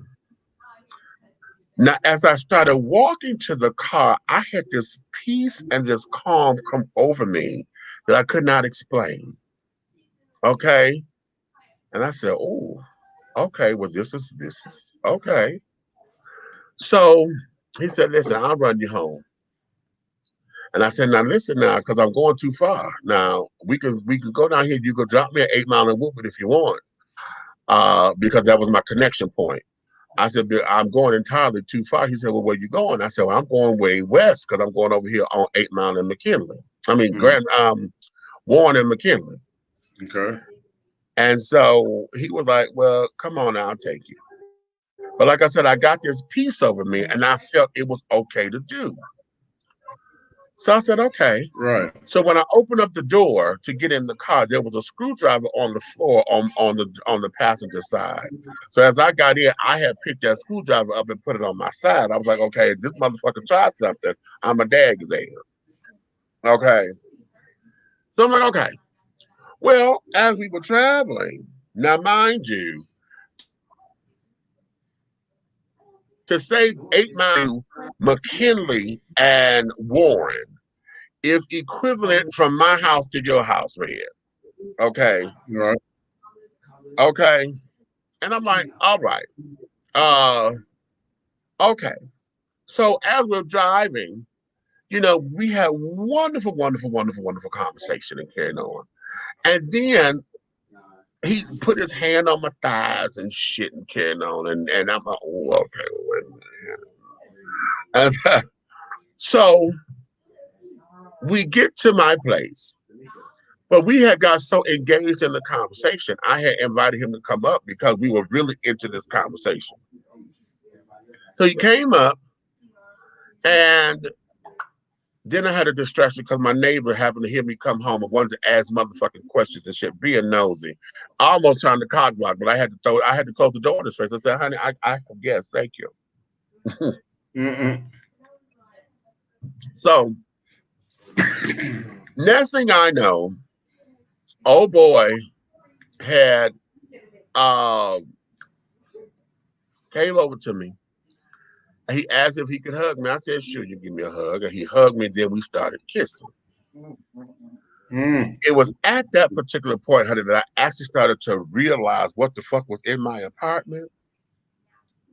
Because when I looked at him, he was everything. I like the little pit bull kind of motherfuckers, right?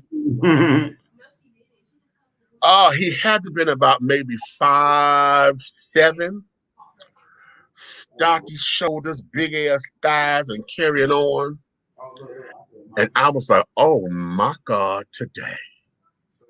Well, one thing led to another, and it began.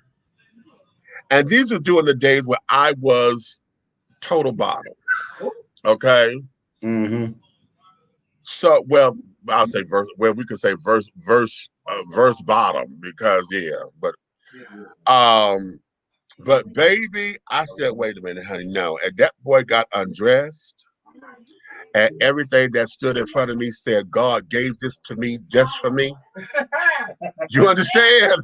Do you understand what I'm trying to tell you, bitch? God shined on me with this motherfucker here. And I said, "Okay." So then Sweet Pussy Pauline in my head came out. Well, I put one foot on the dresser and the other one on the motherfucking nightstand. Bitch, because I rolled that motherfucker till I couldn't. And that was my first time trying that particular position because I would never do that. Okay. I never would do that. But I tried that. And baby, I'm sitting up here getting my motherfucking life. So much so to where, bitch, we got acrobatic. Cause that dick got so motherfucking good, bitch. I scooped that motherfucker up and did a backflip because I wanted him to be on top of me. So I scooped him up and flipped backwards and kicked my legs back. Bitch, right there. You talking about the damn sunshine in the room, bitch? That came from him. That motherfucker put a goddamn Cheshire smile on his motherfucking face, so goddamn small.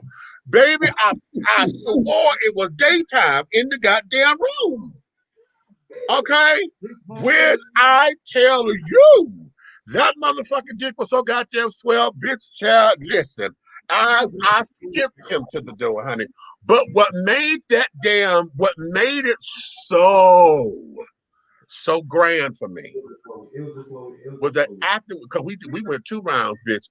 After it was said and done, he said, damn, could I take a bath? Because I didn't have a shower. He want to take a bath, bitch.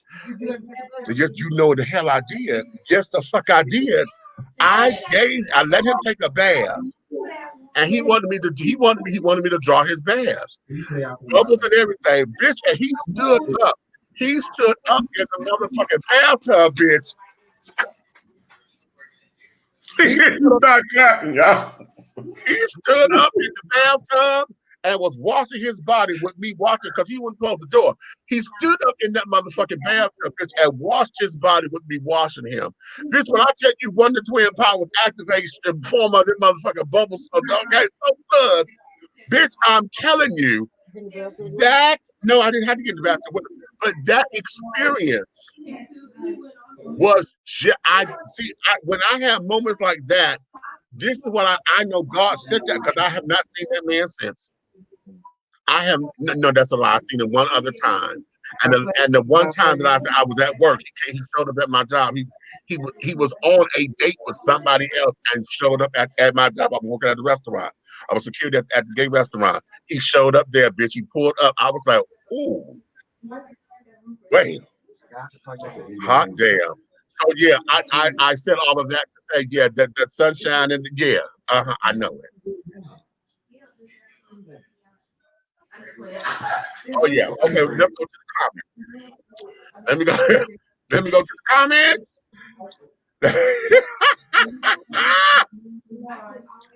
Right. Okay. Let me go to the comments. That's 100.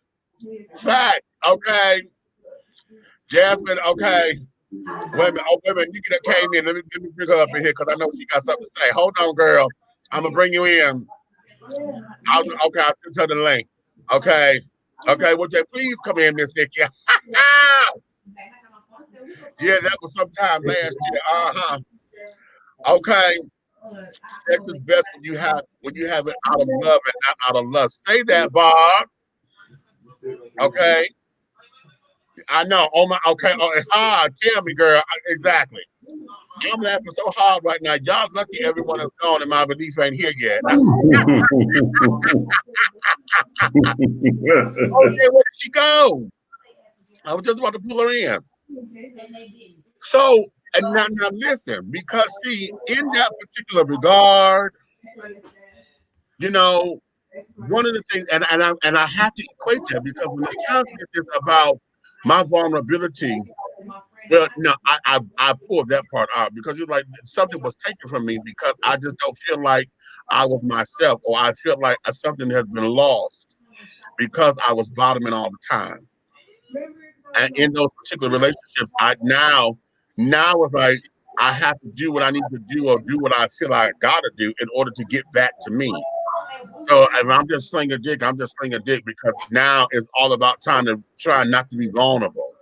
So I'm not going to be in a relationship anymore until I do X, Y, and Z. So that there is that, you know.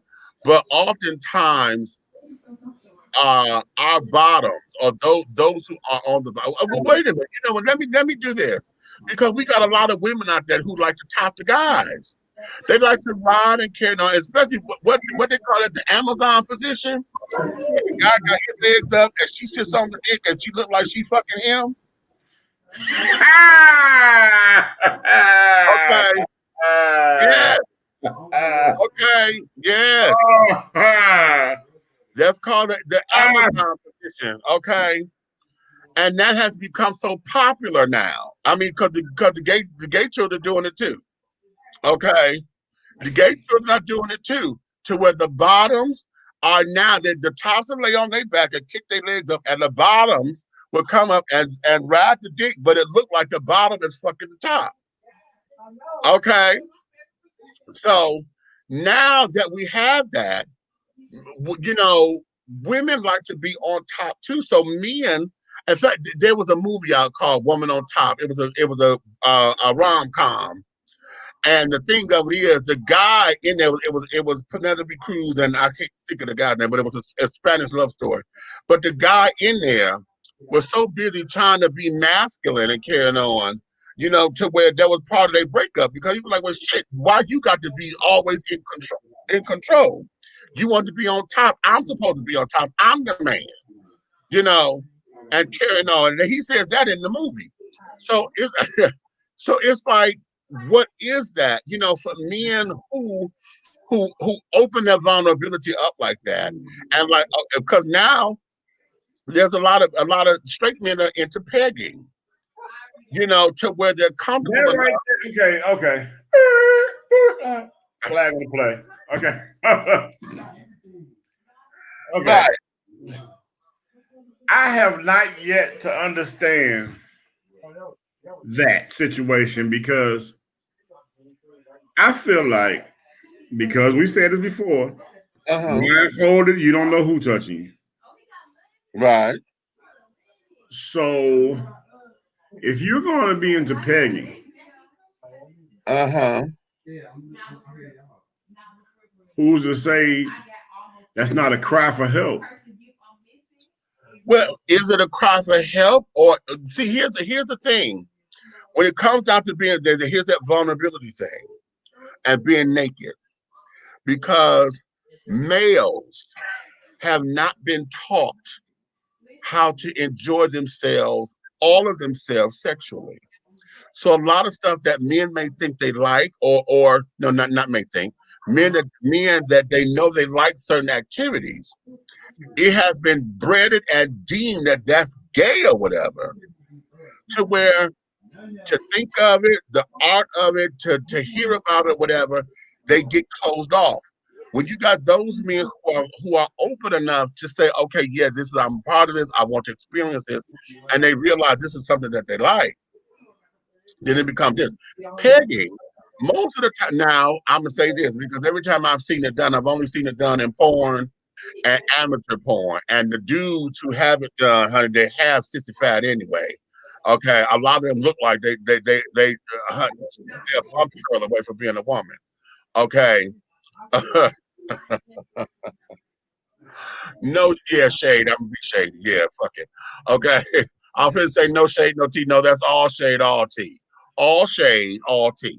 Okay. Okay, look at it. Okay, stop. Okay, the pegging, right? Okay, hold on. When they do this, do they have it like, okay, is it another one of them Amazon shits, like they on their back getting pegged, or?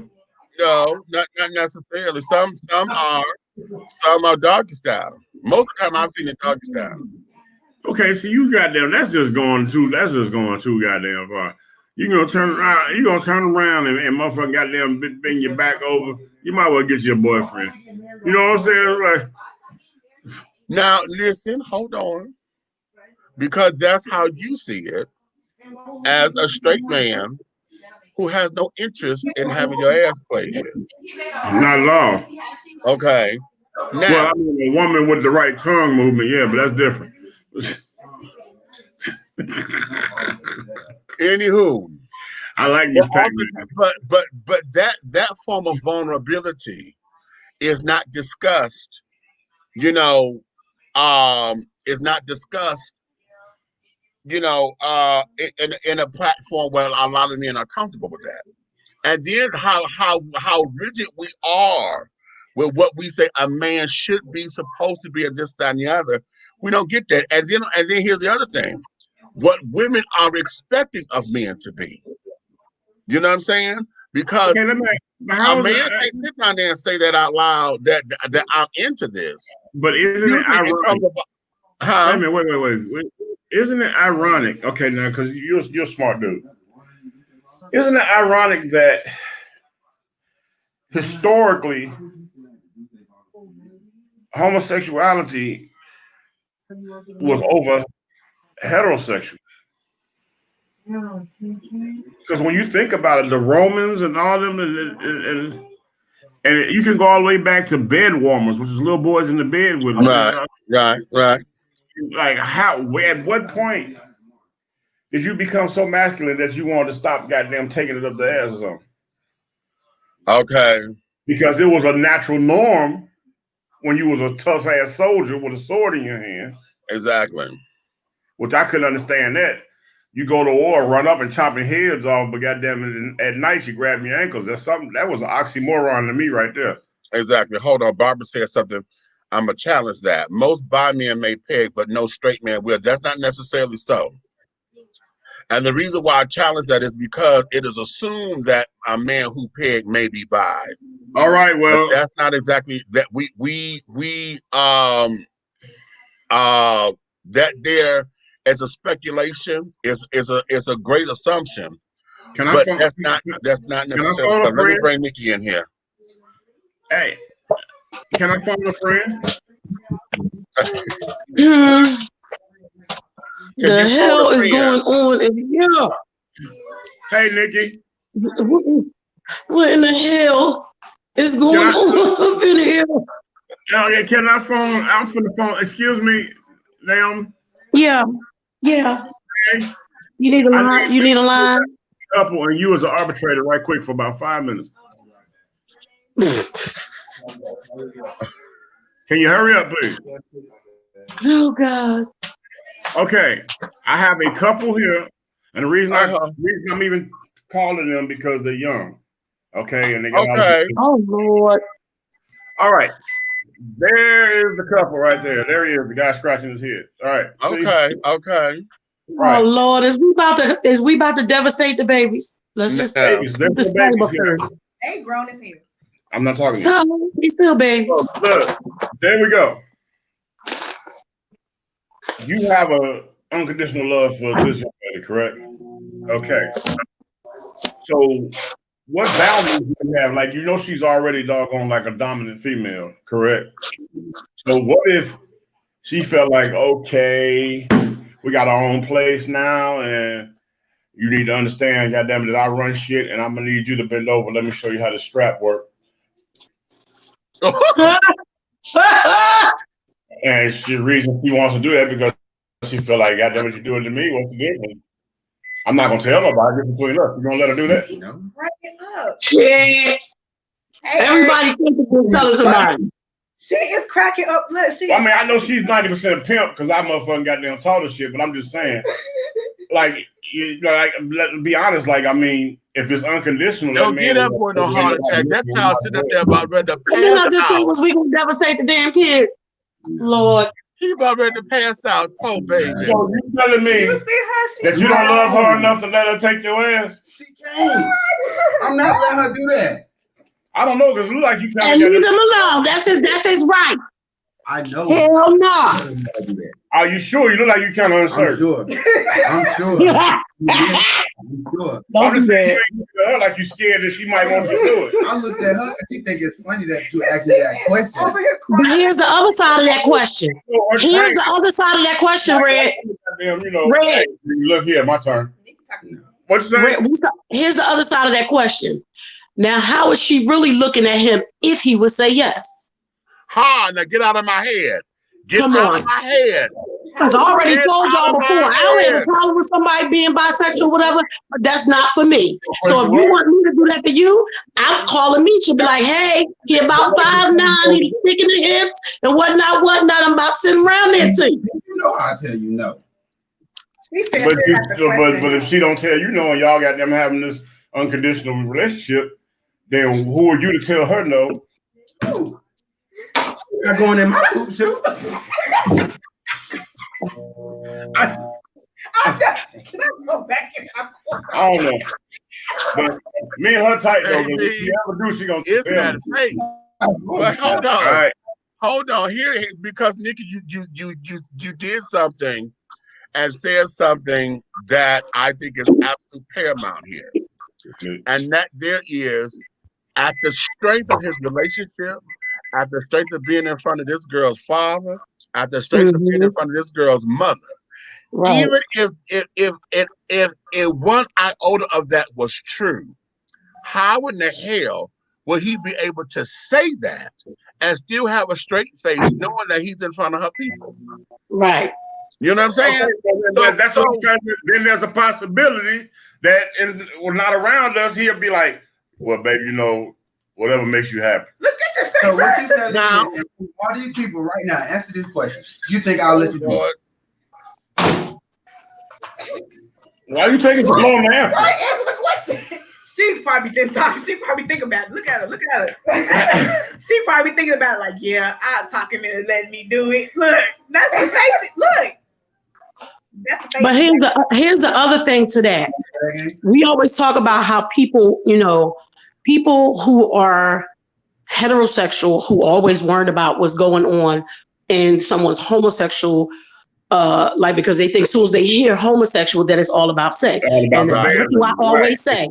I always say, why the fuck do your mind go straight to their goddamn bedroom? So just like my mind ain't going to the gay person's bedroom, I don't want to know what's going on in the straight person gay bedroom either. If I'm not the fuck in there, I don't give a fuck. Right. Exactly.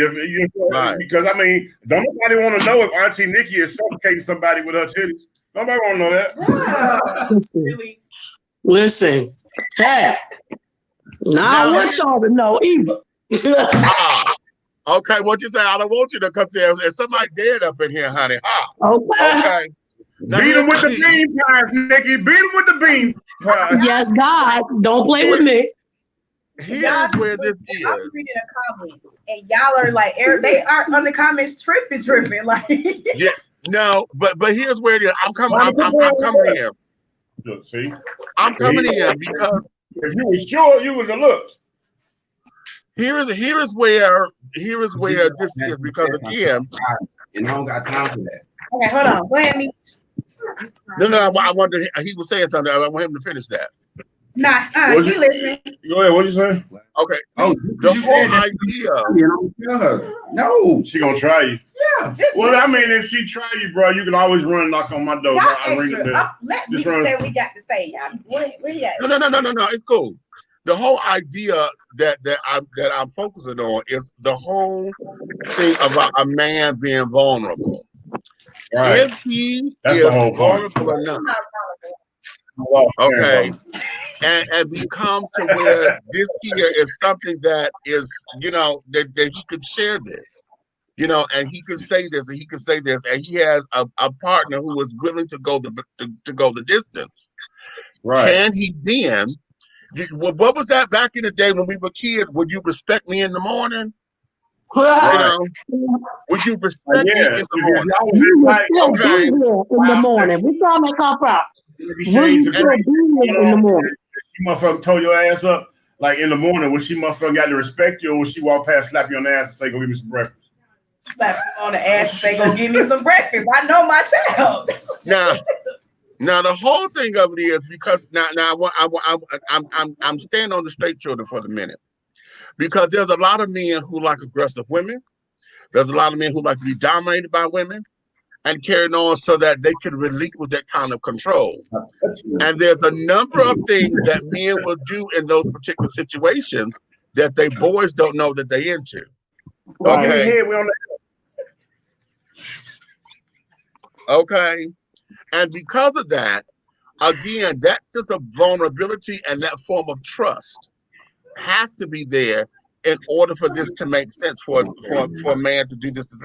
I know my road dog, I know he can't get past his head because we still think that the bottom row means bitch or means because that's where that masculinity versus doggone motherfucking film come in, right? Yes.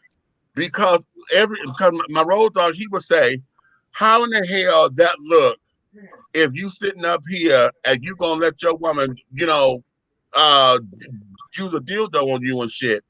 And then if she get mad at you, that's the first thing she said, nigga, who fucked who last night? Oh,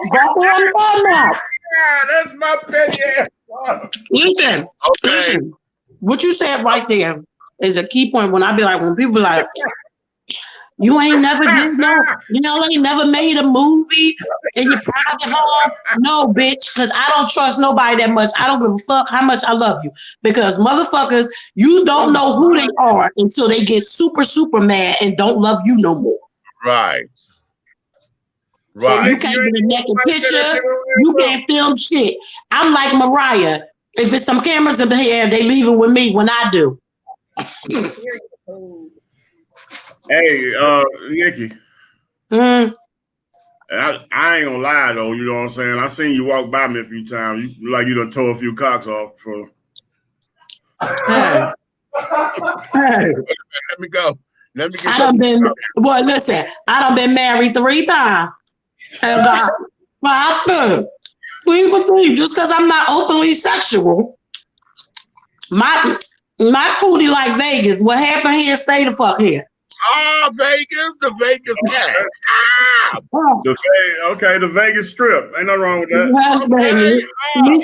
This the Vegas cat over here, baby. Wait a minute. Okay, Bob, I just don't think no straight man wants that. Isn't it taking his masculinity? I don't know. But Barbara, here's the thing, because oftentimes, because we have so many rigid ideas of what masculinity is supposed to be, a straight man ain't gonna come out and say that out loud.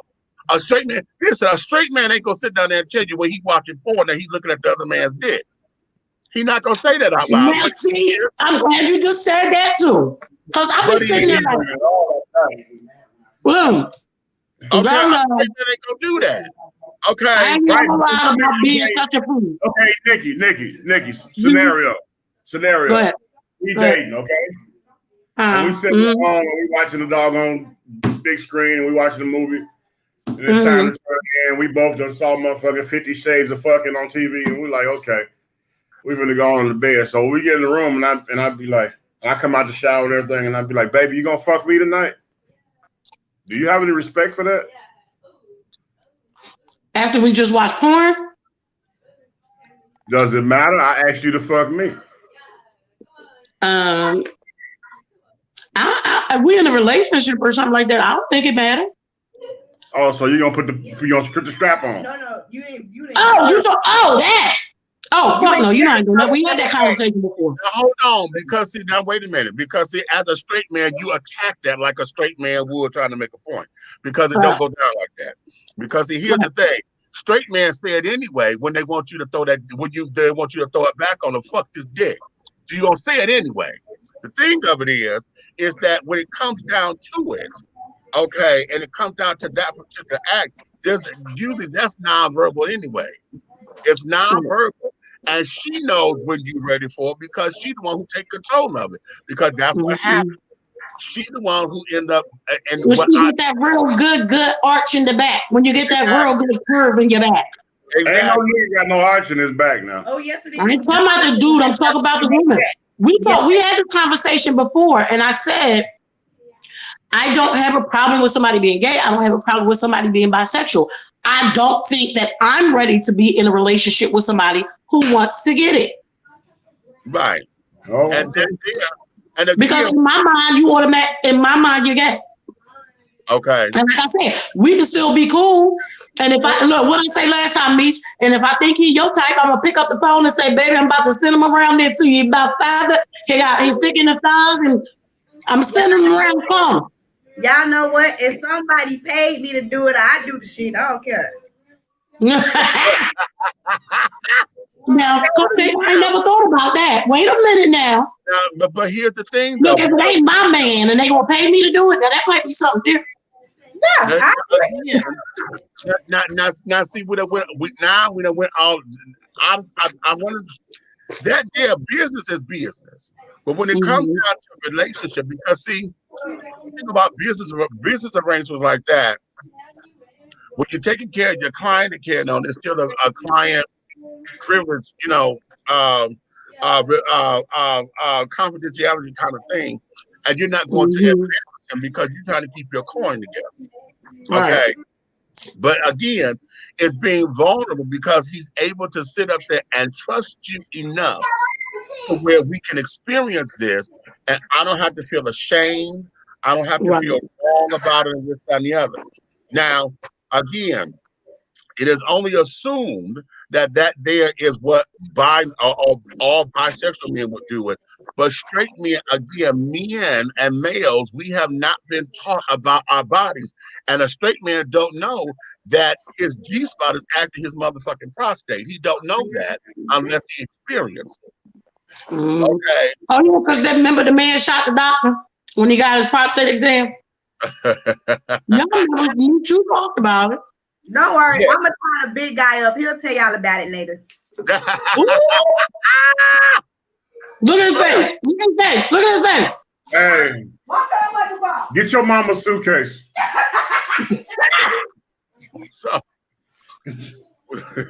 So because of that, and I want y'all to hear me, because oftentimes when these kind of conversations come up, you know, the gay folks or whoever brings it up is always criticized of saying that, oh, y'all just trying to push some shit on us, and you just, you know, the right judge, honey, okay, the honorable is always saying, we ain't got his ass for a long time. He must have been quiet lately.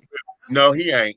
With black masculinity, he you go trying to take a man and a man and not let man be a man.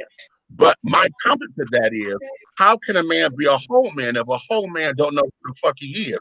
If a woman can touch you, listen, eating ass became a skill. Why? Because women found out about it through a gay motherfucking man.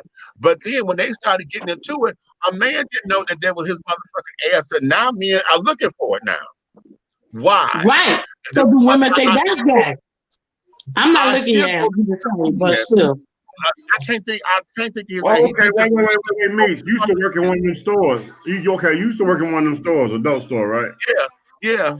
Okay, so wait a minute. Now, okay, shit, you know what? It's just funny how shit open up in your mind when you get on subjects. Okay, there's a toy that's a string of beads that's supposed to go in the man's ass. Oh, the anal beads? I always wonder how they work. How the fuck do they work?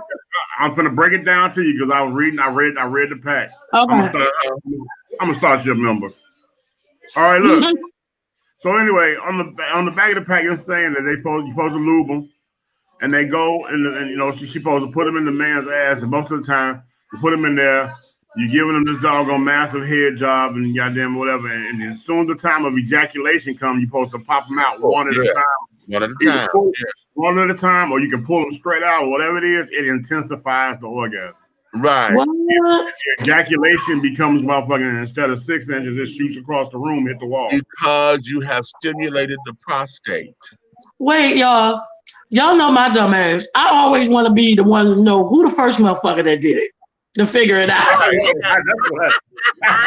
first motherfucker that did it, that figured it out? I always want to know that. That's what I was like, because when I read the directions, I said, well, how do they know? Oh, wait. If y'all don't know, years ago, we probably were still teenagers or maybe like young adults at the time, because I think it was before I went to Germany the first time. We had a newscaster in Philly, ABC 6, I believe it was. He had a hamster up his ass. I remember Who the fuck? Is Tracy in here tonight? Ask Tracy what's that news report if he know. He ain't here yet. He coming later. If anybody from the research department look up news report in Philadelphia, Pennsylvania, had to get the hamster removed from his ass.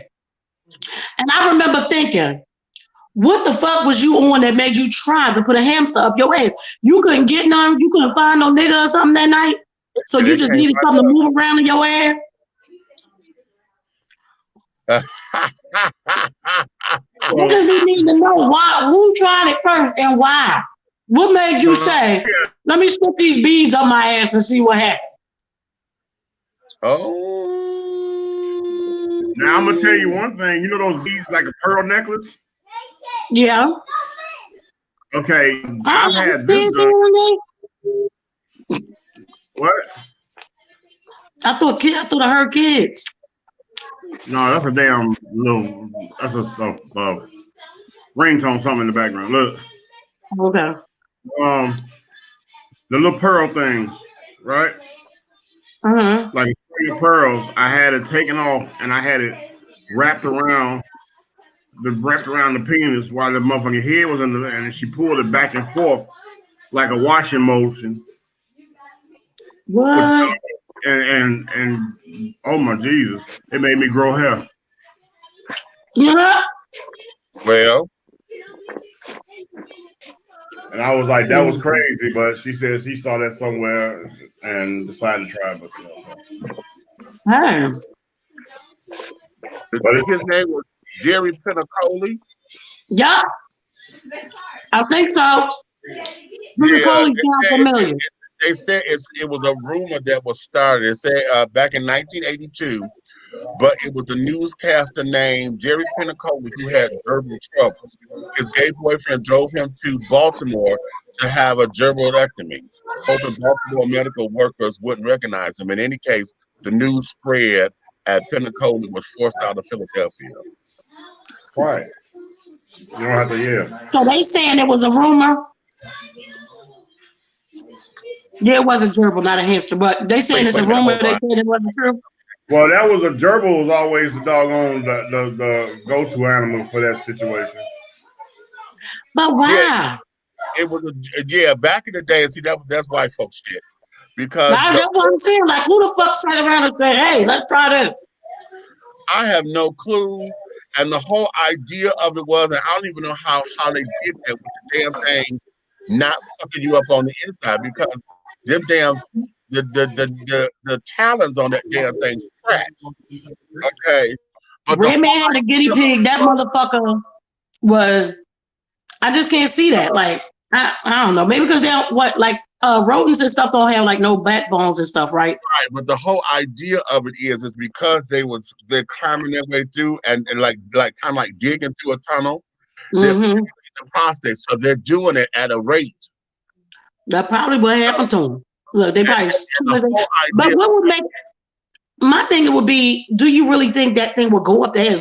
Did y'all have to force it up his ass? Because how the fuck would he even know?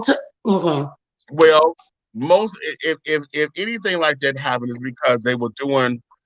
He opened himself up, so they were probably into fisting and all that other shit to right, I was gonna say he must have had his ass wide as well. It had to be. Yeah, because of what it is, it was said that the child that they would do it and to put the gerbil in a tube, and they would run through the tube and then go through, and then it'll find a way back to the light and come back out. What? Yeah, now that's what I've never seen it done. When I first came out, that was the whole thing, and that was in the 80s. So yeah, it was like, oh hell no, y'all done lost your motherfucking minds. As far as I'm concerned, I don't give a fuck if it's just a little animal. As far as I'm concerned, that's bestiality. Get the fuck out of here. Okay, and so that there was that, but the whole idea, so that we don't gross everybody out completely.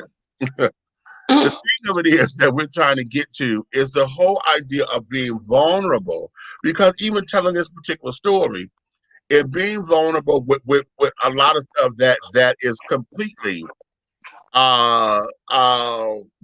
completely disgusting and carrying on. For those who have extreme sexual things or whatever that they like to do, and to be vulnerable and say, this is what I'm into. And to find somebody who can say, okay, yes, I'm okay with that, without embarrassment, without ridicule, without scorn, without throwing it back up in their faces or whatever. That there becomes to be a problem. And see, in dealing with vulnerability between gay men or the alphabet children and our heteroattractional children, it becomes a problem because men are not taught to be vulnerable. Men are not taught to sit comfortably in those particular spaces. And like my grandmother said, the grandchild is sitting up there saying, I basically said, I don't know who I am anymore because I let myself go and let myself be vulnerable for the last 2 relationships. But now it done threw me so fuck off my square because I became so emotional and not being myself, to where now shit, I got to go out here and make up for lost time, because now it's all about me reclaiming my masculinity again, because for whatever reasons, his vulnerability put him in feminine energy space. And now it done, got him to a point where it's like, no, I can't do that no more. I was going to say, is the feminine energy fighting with him internally? I don't know about fighting inside. It's just that I don't think that's the problem. I think because he gave himself. It's just like with women, as a woman, you know what it was to where you thought you was in love with this man and you said, yes, you have my body, but he only looking for the fucking, and he went on about his business, and that whole shutdown that you go through, be like, damn. You know, was I just a rag? Was I just nothing to you? Right. You know what I'm saying? And I think this is the equivalent of that, because here, when we're talking here, as far as two men are concerned, remember, we grew up saying men are going to be men. So we already know that men are going to cheat or whatever, because that's part of our DNA. We already know that we're very visual. And so when it comes down to gay male relationships, it's always a problem because we're not wired to be monogamous. I was going to say, and for all those Bible thumping ass people who always talking shit, they cheated, they cheated. Read your damn books. Them men back then had multiple wives. If they can afford them, they had them. The hell out of here. I don't think a man is wired to be monogamous. I don't. Okay. And so when you're talking about two gay men in a relationship, and now if you have not communicated what the relationship is going to be, it becomes, somewhat of an issue, somewhat of a problem, because somewhere in the mix, somebody got a wandering eye. And the children can sit down there and say whatever they're going to say. There are relationships that I know that have lasted a long period of time, but I always ask, how did you guys get around the whole infidelity issue? And every couple that I know that have been lasting like 20 years or better have always said, oh, we can't deal with that issue. Or now what is apropos is we now have open relationships now, okay? Carte blanche and permission, and this, that, and the other. And then we establish rules. Now we got. Remember when we was little, our daddies had other families and all kinds of shit on the other side of town we didn't know nothing about. Me and one of my brothers only a year apart. Right. Hell, my little brother and my sister 3 weeks apart. How about that?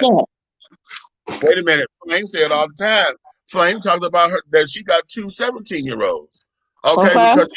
Because she had two women pregnant at the same time. Same time. Yep. Okay. So okay. Because this is what I wanted to say when I first said I wanted to come in. You stupid, Rick. When I had first wanted to come in, this is what I want to say too. So when we're talking about giving ourselves, especially when you with that one who you think might be the one, and you give yourself unconditionally, right? Right. You say yes, because some things ain't a yes to, just like your grandbaby said. Some shit just ain't a yes for everybody. Exactly. That's not everybody's thing. I might be able to have sex with everybody I might have dated, but I might not be. There's a bunch of shit that I'm not doing with everybody. All right. So, I hate people that say, like, for me, y'all see I put it in the comments. I think back there is an exit, not an entrance for me. Somebody, y'all don't knock till you try it. I did. You do it again. I did. But everybody say me doing it right. How about in my mind? It has nothing to do with the physical fact. In my mind, I don't like it. In my soul, in my mind, I just feel like that's not what I'm supposed to be doing. It's not actually about what it may or may not feel like. So I want people to understand, just like when we don't care about what somebody's actual sexual preference is, don't try to debate me or try to bait me into trying something or maybe something I already tried, want me to do it again just because that's what you like. Come on, Nikki. Let me put the tip in. Hell no. Tried it. Ain't like it. Hold on. Barbara say, I know a lot of men who actually live, who actually lives their wives and don't cheat, love their wives and don't cheat. I do not believe every man is a cheater. And if that's the case, then the same goes for women. We all have the potential to cheat, but that don't mean that we're all cheaters. I'll give you that, but I'll give you that too. I don't believe everybody's a cheater. What I think is that I don't believe men are wired to be monogamous. I'm not saying that none of them be monogamous, but I'm not surprised when they do it, because a lot of times somebody might be with somebody they really, really love, but in their mind, they still got to conquer everything in the goddamn street. Or they want to, as we get older, you want to see if you still got it. This man once told me all men are potential pedophiles just because they have the equipment, but that's far from true. Listen. What? Who said that? I don't know, but listen. That's some stupid shit. Hold on. First and foremost, to me, it is a trophy to be a monogamous man. Mm-hmm. Considering the man. Considering that the man I used to be, I got 2 16-year-old sons. Come on. Okay? So the fact that I was out there like that, and I sit back and look at history, I got 5 biological kids and 5 baby mamas. But one thing I never did was leave their side with them children. I co-parented every one of my kids. Exactly. But one thing and 2 things for sure, I just can't see it. Like, I did so much wrong. You know what I'm saying? I done goddamn knocked cousins down, sisters down. You know what I'm saying? You know what I'm saying? That don't make them right. They was wrong. But look, y'all was hoes, not just you, because they was hoes too. If the cousins and the family members did it, that mean they was with. But at the end of the damn day, every one of my exes, ex-wives, or whatever, right now, they say Naomi got the best Lavelle that they ever motherfucker could ever been, because they sitting there and scratching their fucking head, because Lord knows I was knocking them down, whether it was in their own cars, vehicles, or our house. But at the end of the day, it was because you wasn't ready to be that yet. And when you were ready to be that, that's when you became that. Let's go there, because that's what I was going. I don't knock something down at a hotel, nigga. A family gathering, holiday season like we're going through right now. I done knocked something down at a hotel in a suite, and I was right next door to the grandmama and auntie of my woman at home. They had got a suite, and they just happened to check into a room right next door to my suite, and I didn't know they was over there, and I was right next door, knocking it down. Knocking it back. When I say knocking it back, I knocked it back, called her like a maid. She came and cleaned it up, and I knocked back another one. I didn't know till the third chick showed up that I was next door to my in-laws. But just like we just said, though, when you were doing all that, that's because that was the you that you were then. When you were ready to not be doing that, that's what you did. Nice question, Barbara. Do you have 5 kids because you was a hoe, or do you have quality relationship with each woman? Pretty much. No, he just told you he was a hoe back then. Yeah, but at the same time, I was married to 4 of them. You lucky my avatar already up here, because I'd have blinked right the hell off on you. You got to remember, I was married to 3 of them. This is my 4th. I was going to say, you beat my record. Damn. No, you got it. But I was saying, I had 3. Only had 3. That's what I said. This is my 4th. Yeah, tie. But at the end of the day, when you think about it, though, every time I did have a child that was born into this world, I was there. I have cut the cords for every one of my kids. I named every one of my kids. Mm-hmm. You get what I'm saying? And you can call it what you want, but I was in a full-blown relationship each time I did. Wait a minute, Barbara, what did you miss? You said, see, that's what I'm talking about. You wasn't a cheater. What did you miss? He just said he was. Yes, he was. Yeah. He got 2 16-year-old sons. He got 2 16-year-old sons, ma'am. He's not a cheater now. His ass was a dog back then. But hold on, let me tell you something. This is where y'all get the tea at. You ready? Come on. I was married in 2003 or 4. No, I was married in 2004. And both my sons was born in 2005. Bow wow wow yippee yo yippee yay. Well, This motherfucker gets on my nerve. But the thing is, we not living in the past. You have grown, right. and that's not who you are now. Right. Because we can't get Right. to a better place There you unless you've been through some shit. But You see, know Right. what I I'm cheated. saying? Right, Barbara. That's what I'm saying. I cheated on my wife, got somebody pregnant, and I did that because I had a terrible temper back then. And we had one major disagreement. I went out and met somebody brand new and knocked them up right when the song came out. And I swear to God, he wrote it like he would follow my ass around. You know what I'm saying? So, what song was and then when that? we made up, you know, What when song was it? he called and goddamn the girl say she's pregnant. Wait a minute, because all that's breaking up. Hold on. Yeah, You I know, couldn't hear it. Well, say that again. What was the name of talking the about song? Confession. Oh, Confession. Oh, Okay. Confession. Part 1 or 2. Look, part 1 or 2. The Part whole 1 was the story one that was didn't have mine. a video. I don't care what Look, they say. Here's let's go here because Usher didn't even write that. Jermaine wrote it. okay. Here Yeah, Jermaine. here's where this comes into play because oftentimes, again, that kind of vulnerability. Now, see, y'all are talking about relationships. Now, let me go here because we're talking about that for those who have experienced relationships or whatever. But let's talk about those who are single. Okay.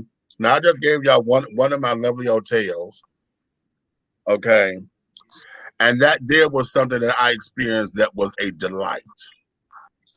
But y'all also know that I am a sex addict.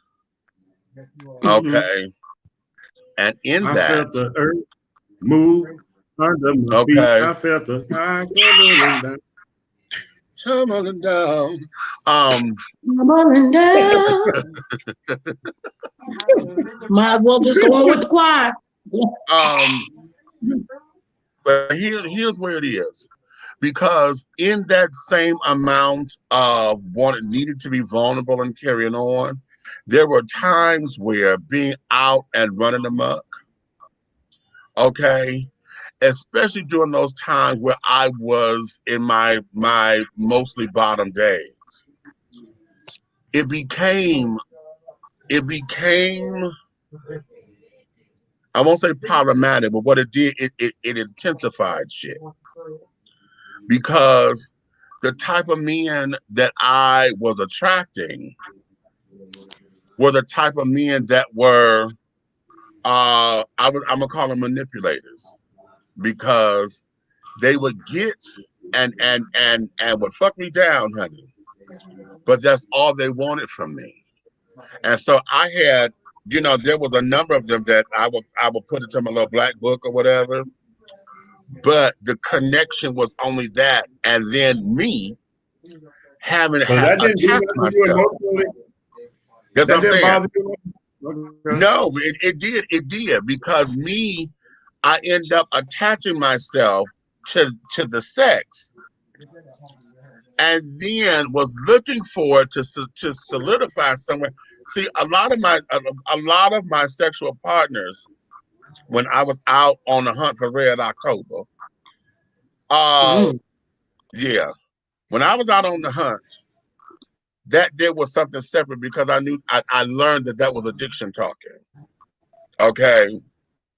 But what it fucked me up at was after I got home and had to process all the guys that I had just been with within that day, because there were times where I had got to a point I was doing 5 guys at a time, every 30 minutes. Okay. Goddamn, Pinky. So there were like every 30 minutes for like 4 hours at one spot. And I would get up from there and I would go someplace else. Okay.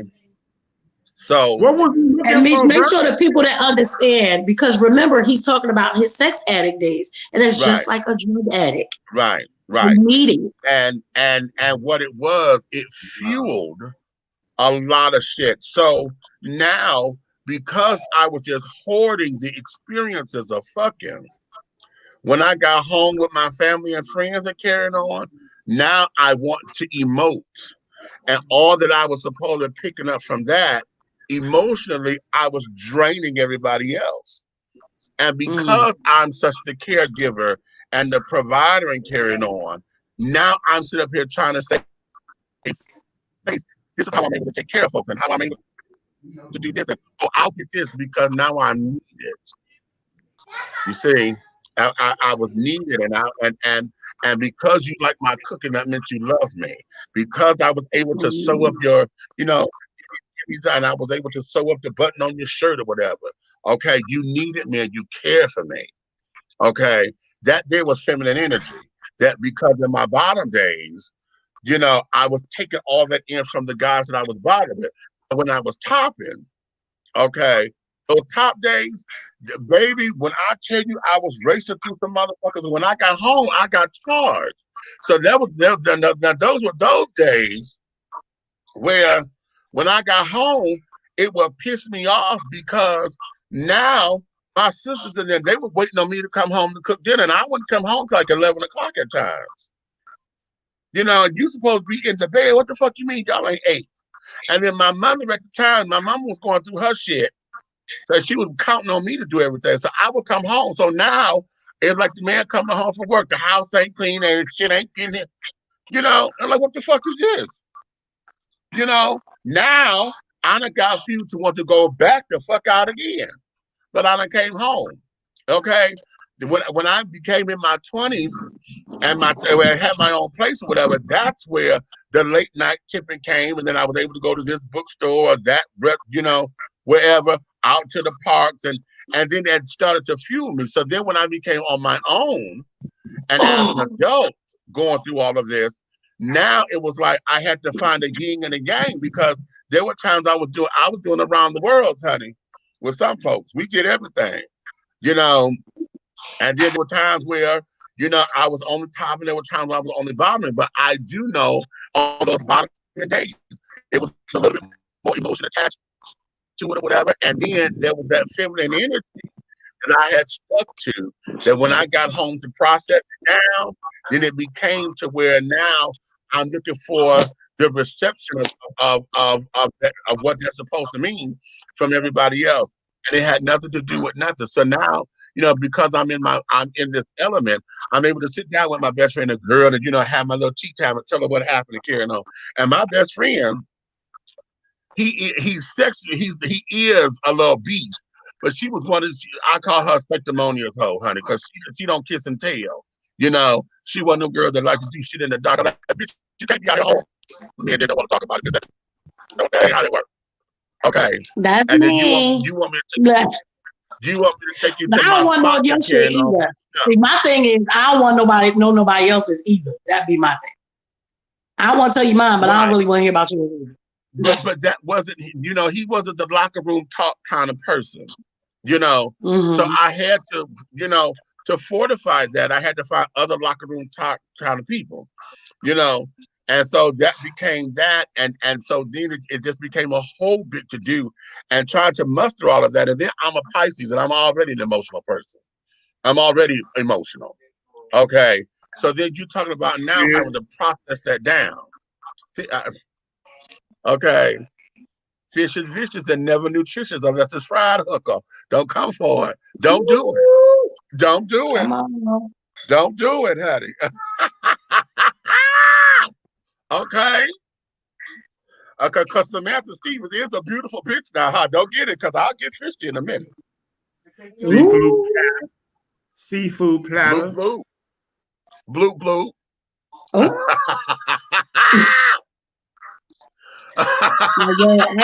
gotta get ready to get off of here because I have to give y'all grandniece. We have to get up in the morning. We're gonna get her all dialed up for her photo shoot. We're gonna do a little photo shoot around here if anybody want to come, because her finished book came today, so we have to do a little thing to put up on that site. They require you to take a picture with your book.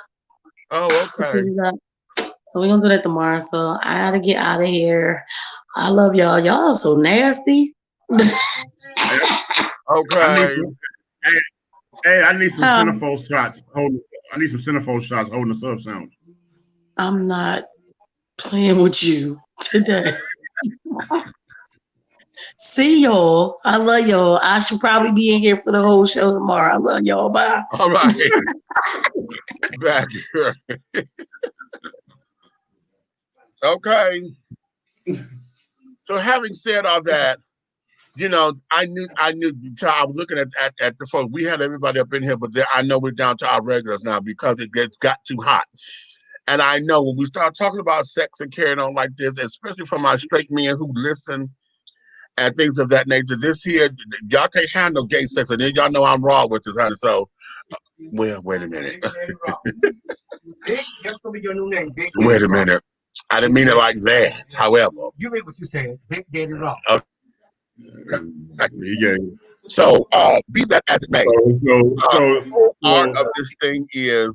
So let me ask you this: we have a sushi moment with Big Meech.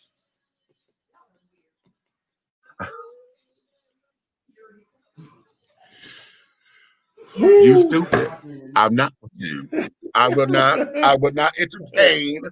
I would not entertain any of your red lobster talking, honey. Okay.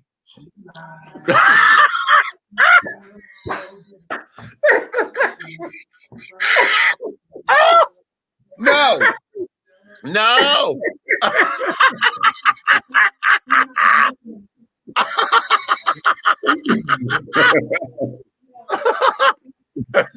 Yeah. Okay. Ooh. But you know, I don't. We will never get to the bottom of this, of course. Oh, no pun intended. However, the idea of this is all about, you know, because I never take the title of the show. The title of the show is "I Could If I Could I Would." So the whole idea of it, you know, how is it that men can be vulnerable themselves because they're vulnerable? Because we hear this from women all the time. Women, we hear this from women all the time. But anytime a man comes into this particular space and had to deal with emotions because he was vulnerable, because he opened himself up in a way that ushers in a lot of feminine energy and ushers in having to deal with the backlash of the hurt that comes from being vulnerable. It becomes problematic. And in this particular instance, because I'm talking from the alphabet perspective, this here, it came out of because my vulnerability was emoting through sex because I bottomed. And I stayed in these last two relationships. I've been on the bottom, and so now it becomes, how do I reclaim all of that? Because there's a part of me that still wants to do this, but do I offer it up because I want to offer it, or do I have to reserve that, you know, and make better choices? I think it's the latter. But then let's look at women, because women go through this for all the time. You know, let's look at women who go through, y'all know what it was when you had the first time you had sex. And this boy told you he really loved you, he was into you, and this and another. But after he got what he wanted, then he treated you like dirt. You know, and then you got to process that hurt. Bye, bye, bye. Right. Okay. Right. You remind me of my Jeep. Okay. Bye, bye. Lost the hands. Okay. So, you know, in that regard, I really believe that this is going to be for discussion. And I think in order to have these kinds of discussions, it's going to take men to talk about it, because women are going to weaponize it. And then let me say this.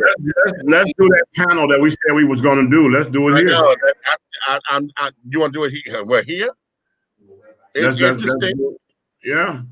Interesting. The whole idea,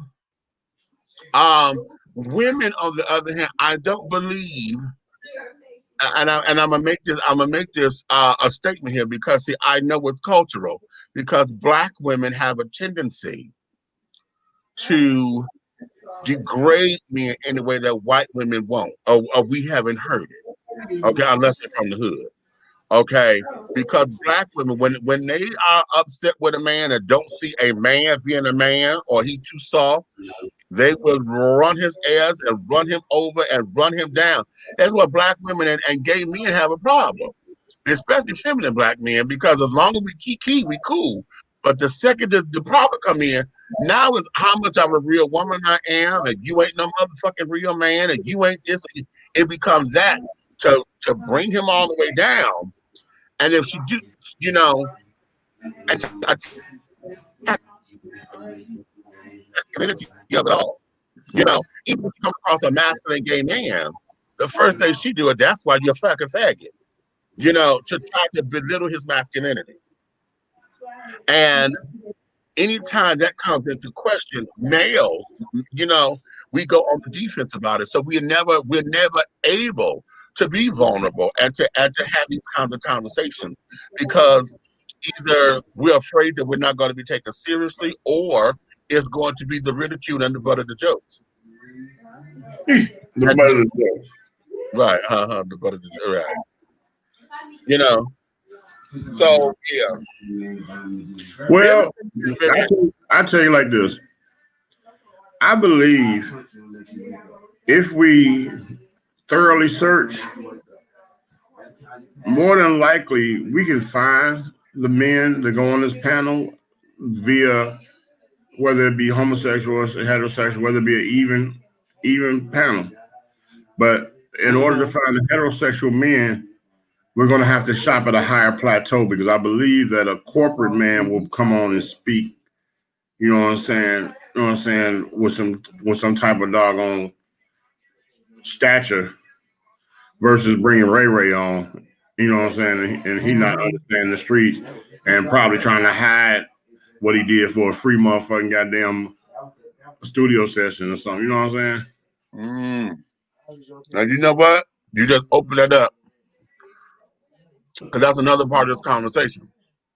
Because a lot of the men that will go into these particular kinds of conversations or sexual activities or whatever are usually those that got the money to pay for it. Which is why we have a lot of men who enter dominatrixes and carrying on because they pay for that. Oh, I know, man. I know. I'm not. I would not. Okay, let me say this up front.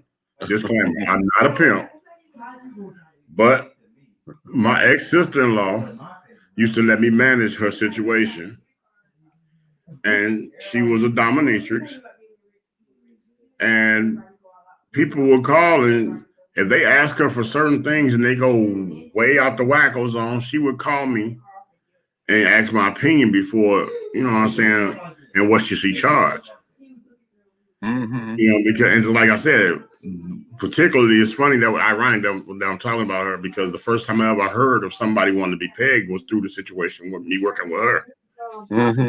Somebody called and offered her $1,500 to knock them down. Right. And he was a corporate dude. Right. White guy, corporate dude, whatever. And very, very obedient on the phone with her. It was yes, mistress, and yes, mistress, yes, mistress, and I am. You know what I'm saying? And so he asked for that. Okay, so when she asked me, you know, when she asked me, I told her raise it to $50 because you had to buy the proper equipment in order for him to have the best time. I said that's how you pitch it. You know what I'm saying? So tell him if he wants to maximize his time, tell him $1,750. Right. And he went for it, but she got cold feet at the end of it. You know, she said, I don't know what to do. And I was like, you don't know what to do? I said, do what niggas do to you, because the way she was built, somebody done tore that ass up. You know what I'm saying? Like, what get done to you, do to him. Right. Right. She just couldn't fathom it, I guess. So, but I was mad. But and part of that was because as a woman, she's looking at him being a man. How do you do this to a man? Right. Okay. and she couldn't get out of it. Now, now that's the other part of it. I want to get into that because see, I'm being on.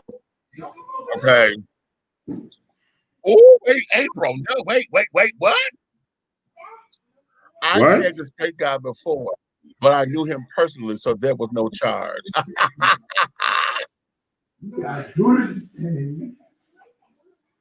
See? Oh, okay. Don't go nowhere. Don't go nowhere. Don't go nowhere. Don't you go nowhere. The children. The children. Okay, Miss April, let me ask you this. Because you knew him personally, and you said this is a straight guy, what was the respect level afterward, before and after? And apparently, was it more than once? And how did that come about? See, I want to know how did that come about? Because most folks, I don't see them having that particular conversation unless they know they can trust you to have it. So what was that for you? Before and then afterwards? Because the mutual respect had to be there, because see, here it is. Now, we talking about that. Here it is with the alphabet children, because there's still that level of respect, especially for first timers. For first time bottom children and carrying on, they always feel as though that it's going to take away their masculinity. I had one guy tell me that, because he was like, oh my God, does this mean, because he enjoyed it, his idea of what gay was finger snap, snap queens and shit. And he thought that because he enjoyed our session, that meant that he was going to turn into this old flaming sissy, honey. Okay. And I had to tell him, I said, sweetheart, that's not who you are. Okay, that's not who you are at all. I said, you got to come out of that. But right now, this is what you think being gay is, and that's not all that there is. And carrying on. Now, mind you, I want to know, April, since you're there, she was putting another thing up. Yeah, she said it was awkward at first, but got easier as it progressed. Girl, did you let your inner dude come out, bitch? What was that like for you? Right. To know that you were finna go to dig this motherfucker out the way children dig you out, honey. How was that? He asked me to do it. He knew I would never reveal who he is, and I never did. We are good friends to this day. Okay, that's cute. And that's great, but I want to know that when y'all finish, April, did you slap him on the ass and tell him to go fix your tuna fish? Fool. Okay. I just want to know, did he fix your sandwich when y'all was done?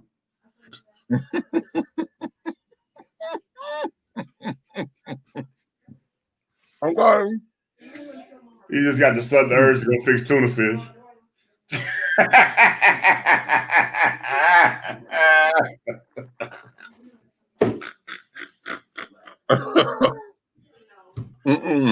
Oh shit. So, with that being said, very, very interesting. Very, very interesting.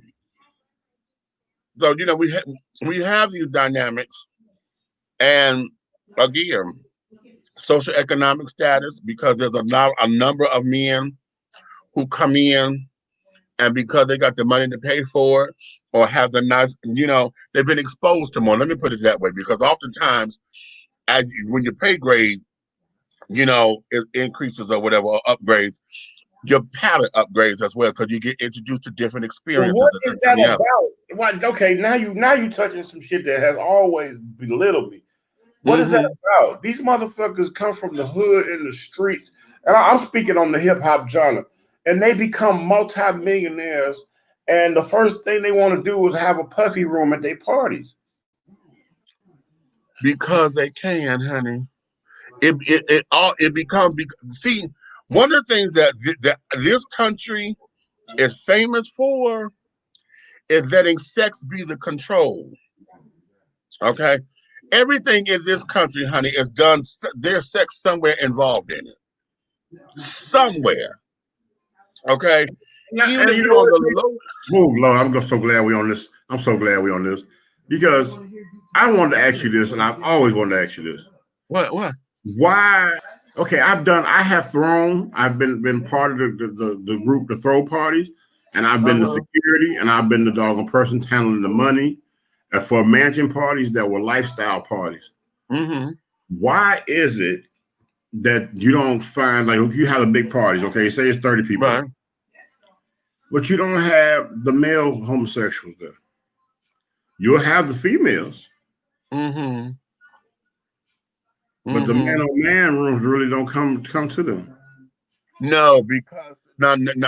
Okay. Here we go with vulnerability again.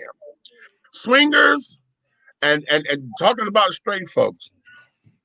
Those swinger parties and carrying on again is about saving face. A straight dude can't sit down there and be in an anything goes party and be there with his boys or whatever, and your boy get to watch you get bent over or watch you take another dude. Okay, because it's a perception. Again, folks ain't ready for the visual. You can talk about it, but as soon as you get that picture in your head, you saw your son-in-law. Did you see hit the face that motherfucker made? Did you see the face that he made? Famous. Okay. Famous. For what? That motherfucking face that he made. Okay. Said everything. Okay. Because he got the visual. That face said it was more than just the way he got the visual of that. And his face contorted. All he could think about was Diamond throwing her hair back saying, bitch, who your mom? Right. Okay.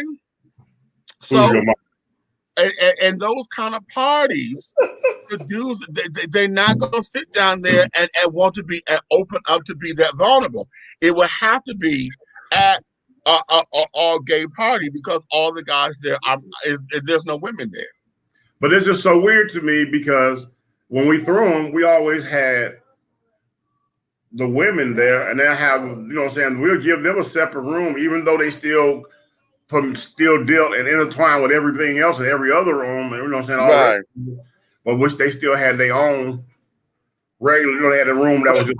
But here's the thing, because our lesbian community, I'm not gonna say they get a pass, but what happens is because straight men, because that has nothing to do with their masculinity. What they will do, a straight man will sit out there and they will red light a stud. If a stud is fucking a woman better than he is or eating that pussy better than him, he would red like that all day because that's another dude in his head. He can't comprehend that.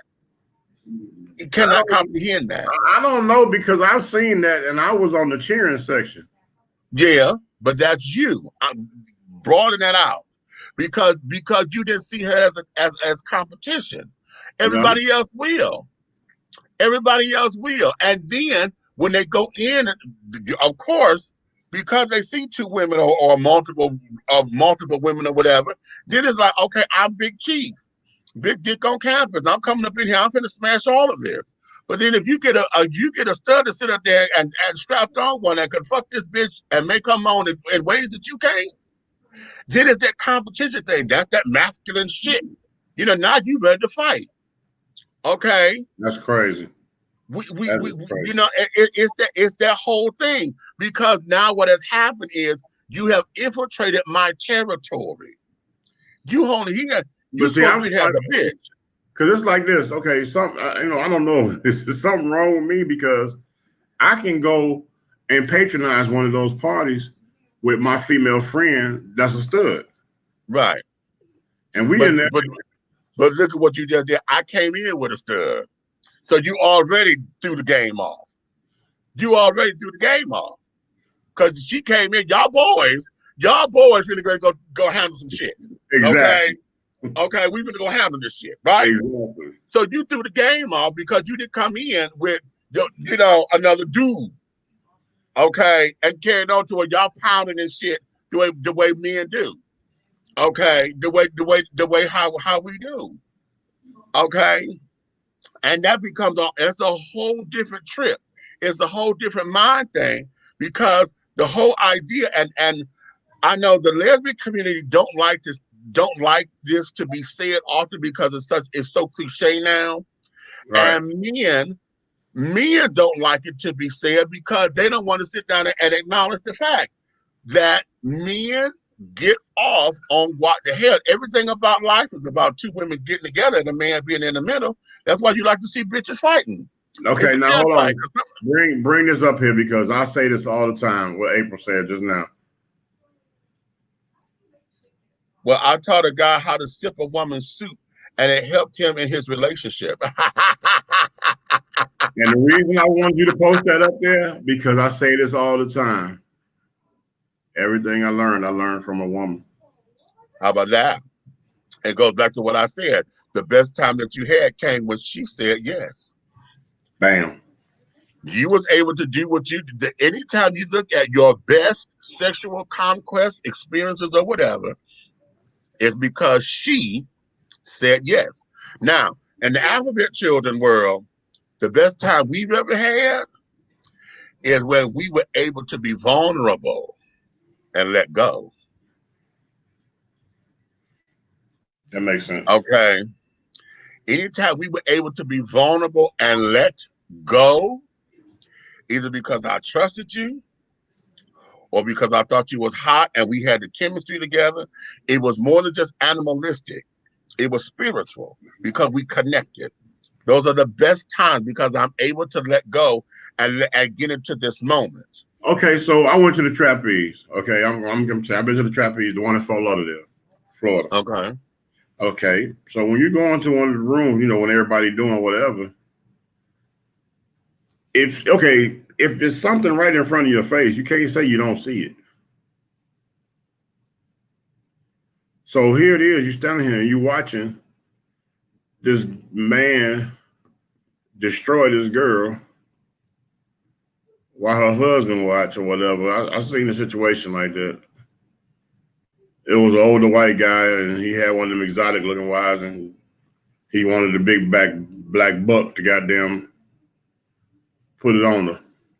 Right. And all the men standing around in a circle around the bed. Okay. Okay. So what you saying? You can't see him? No, again, that goes back to porn. See, straight men won't say that they watching porn when they watching porn that they see that they looking at the man's dick. They would never say that out loud. Never. Okay. But they are. Because they're learning how he's stroking, they're learning how big his dick is to see what he did. Did he curve? Did he this? Did he that? Okay. Hell, of course, we all measure and compare one another. Hell, we've all done that. The bathroom stall, bitch. I don't care how. Listen, I don't care. I don't care how much we train ourselves to look at the goddamn wall. Bitch, you got to go shake it. When you get down, we tilt. Your eyes slant. We do it. Okay? Especially when you got the motherfucker who know he got a big dick and stand a couple inches back from the goddamn urinal. Because he wants you to know he got a big dick. Okay? It is what it is. But men won't talk about that shit because that's gay. Okay? So when you watching porn, you won't gonna talk about it. If you in those kind of parties, you know what the hell they doing, and you at a straight party. So there's a man and a woman there. All of y'all around there jacking to them fucking. So what you watching? Who? Better yet, who are you watching? Who you watching? Are you congratulating him for his stroke game? Or are you getting off because she moaning like a bitch? Now, see, I'm gonna tell you. See, I watch porn. I watch it all. But bitch, if I watch a straight porn, and that bitch can make me wish I was her. Anytime a bitch in porn make me wish I was her, bitch, that's my sister. I mean, bitch, you better get that motherfucking dick, bitch. How? Okay. Anytime a bitch make me wish that I was her. in the motherfucking porn, honey. Yes, ma'am. Yes, God. Yes, God, because I'm watching it for him anyway. But anytime, now that's me as a gay man saying that. Now, what is the straight man gonna say about watching porn? Outside of how fine the bitch's titties was or whatever, or she got a big pussy or whatever, you know. He ain't gonna get off into the intricacies of that because straight men are not. I can't do that. That's gonna fuck up my rep. They won't do it. They won't even to acknowledge that the guy was handsome or got a nice body. But see, the doggone thing that gets me is I thought it was a rule to never look down at the uterus. It is a rule. It's unspoken, but we all do it, April. We all do it, especially when there are no walls. If the urinal, listen, y'all know at the goddamn games and stuff, the urinal is a long, big ass tub like thing, honey. It ain't got no divider separators. Strokers.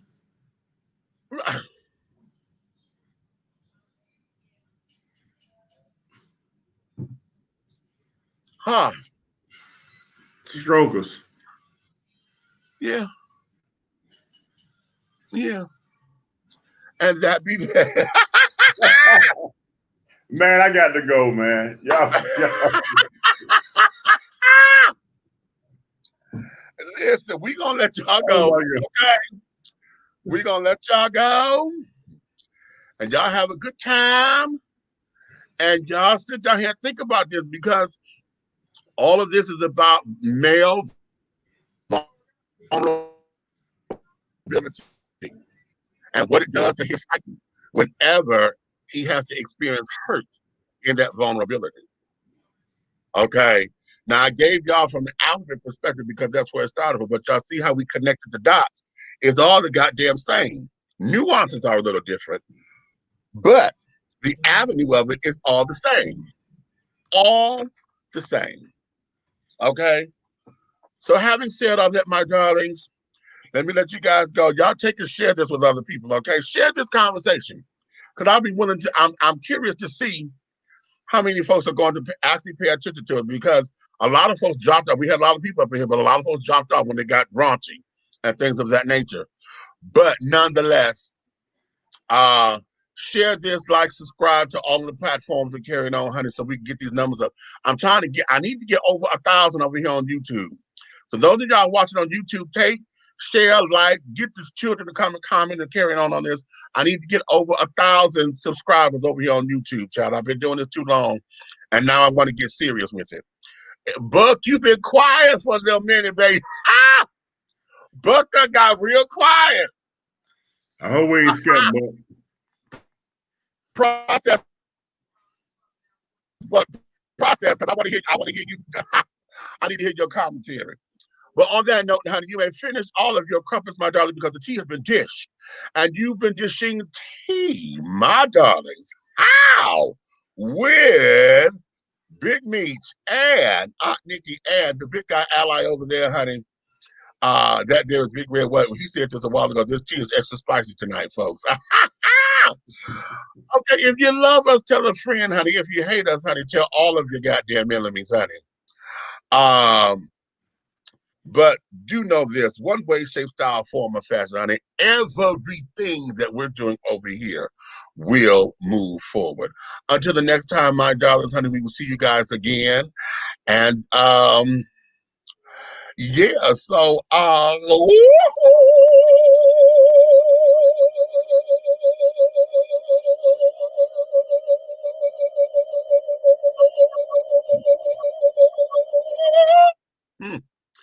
and